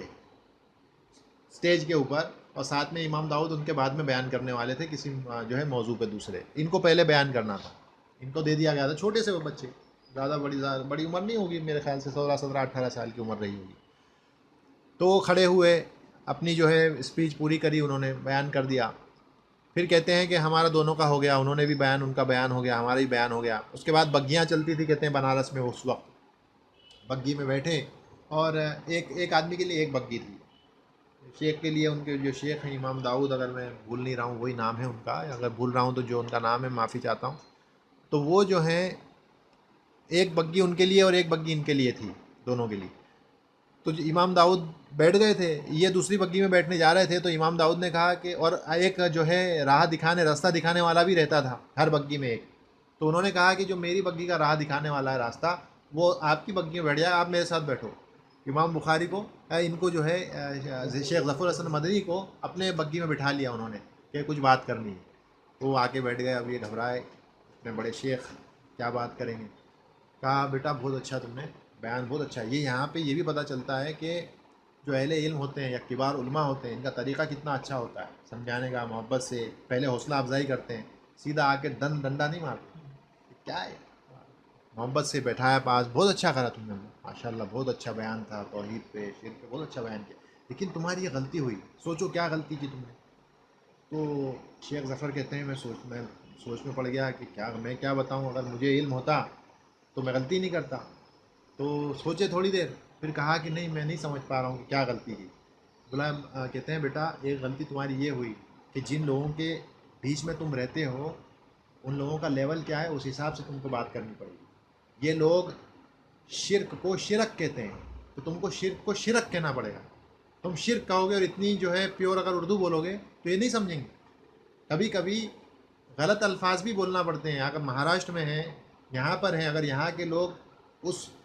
فصیح اور کلیئر اردو کو نہیں سمجھتے ہوں گے، تو اگر ان کے سامنے ویسی اردو بولو گے تو فائدہ نہیں ہوگا. وہ کہیں گے یہ کیا نئی چیز ہے، ہم تو شرک سمجھتے ہیں، شرک تھوڑی. تو آپ نے وہاں پہ شرک کہا. آئندہ خیال رکھیں کہ جن لوگوں کے بیچ میں ہوگے ان لوگوں کے بیچ میں ویسی ہی بات کرو، کوئی برائی نہیں ہے اس میں، کیونکہ وہ اس کو ہی سمجھتا ہے. تو آپ شرک کو شرک کہو، تو اس سے وہ کیا ہے آسانی سے سمجھ جائے. تو بس اتنی سی بات تھی. انہوں نے کہا کہ یہی بات ہے، اس کے علاوہ بہت اچھا آپ نے بیان دیا. حالانکہ بہت خامیاں ہوں گی، لیکن انہوں نے جو مدعے کی بات تھی، جیسا کہ یہاں بھی اللہ کے صلی اللہ علیہ وسلم کا طریقہ یہ ہے، سمجھایا یہی انہوں نے کہ جب تم جاؤ تو دوسری حدیث میں آیا ہے کہ جو ہے لوگوں کے لیے مشکلیں پیدا مت کرو، آسانیاں پیدا کرو. یسروا ولا تعسروا، آسانی پیدا کرو، مشکلیں پیدا مت کرو. کیوں؟ کیونکہ سمجھیں گے نہیں. جس چیز کو، جس بھاشا کو، جس انداز کو سمجھتے ہیں اسی انداز میں ان کو سمجھاؤ، آسانی سے سمجھ جائیں گے۔ تو بہرحال یہ ہماری الحمدللہ پہلی 2 حدیثیں تھیں جو ہیں، پہلی 2 حدیثیں تھیں صحیح بخاری کی۔ باذن اللہ اس کو ہم نے جو ہے جس طرح سے بھی کوشش کی مکمل کرنے کی، اللہ اس سے قبول کرے، اور جو ہے جنت الفردوس میں اعلیٰ سے اعلیٰ مقام ہم کو عطا فرمائے، آمین۔ سبحانک اللہم و بحمدک، اشہد ان لا الہ الا انت، استغفرک و اتوب الیک۔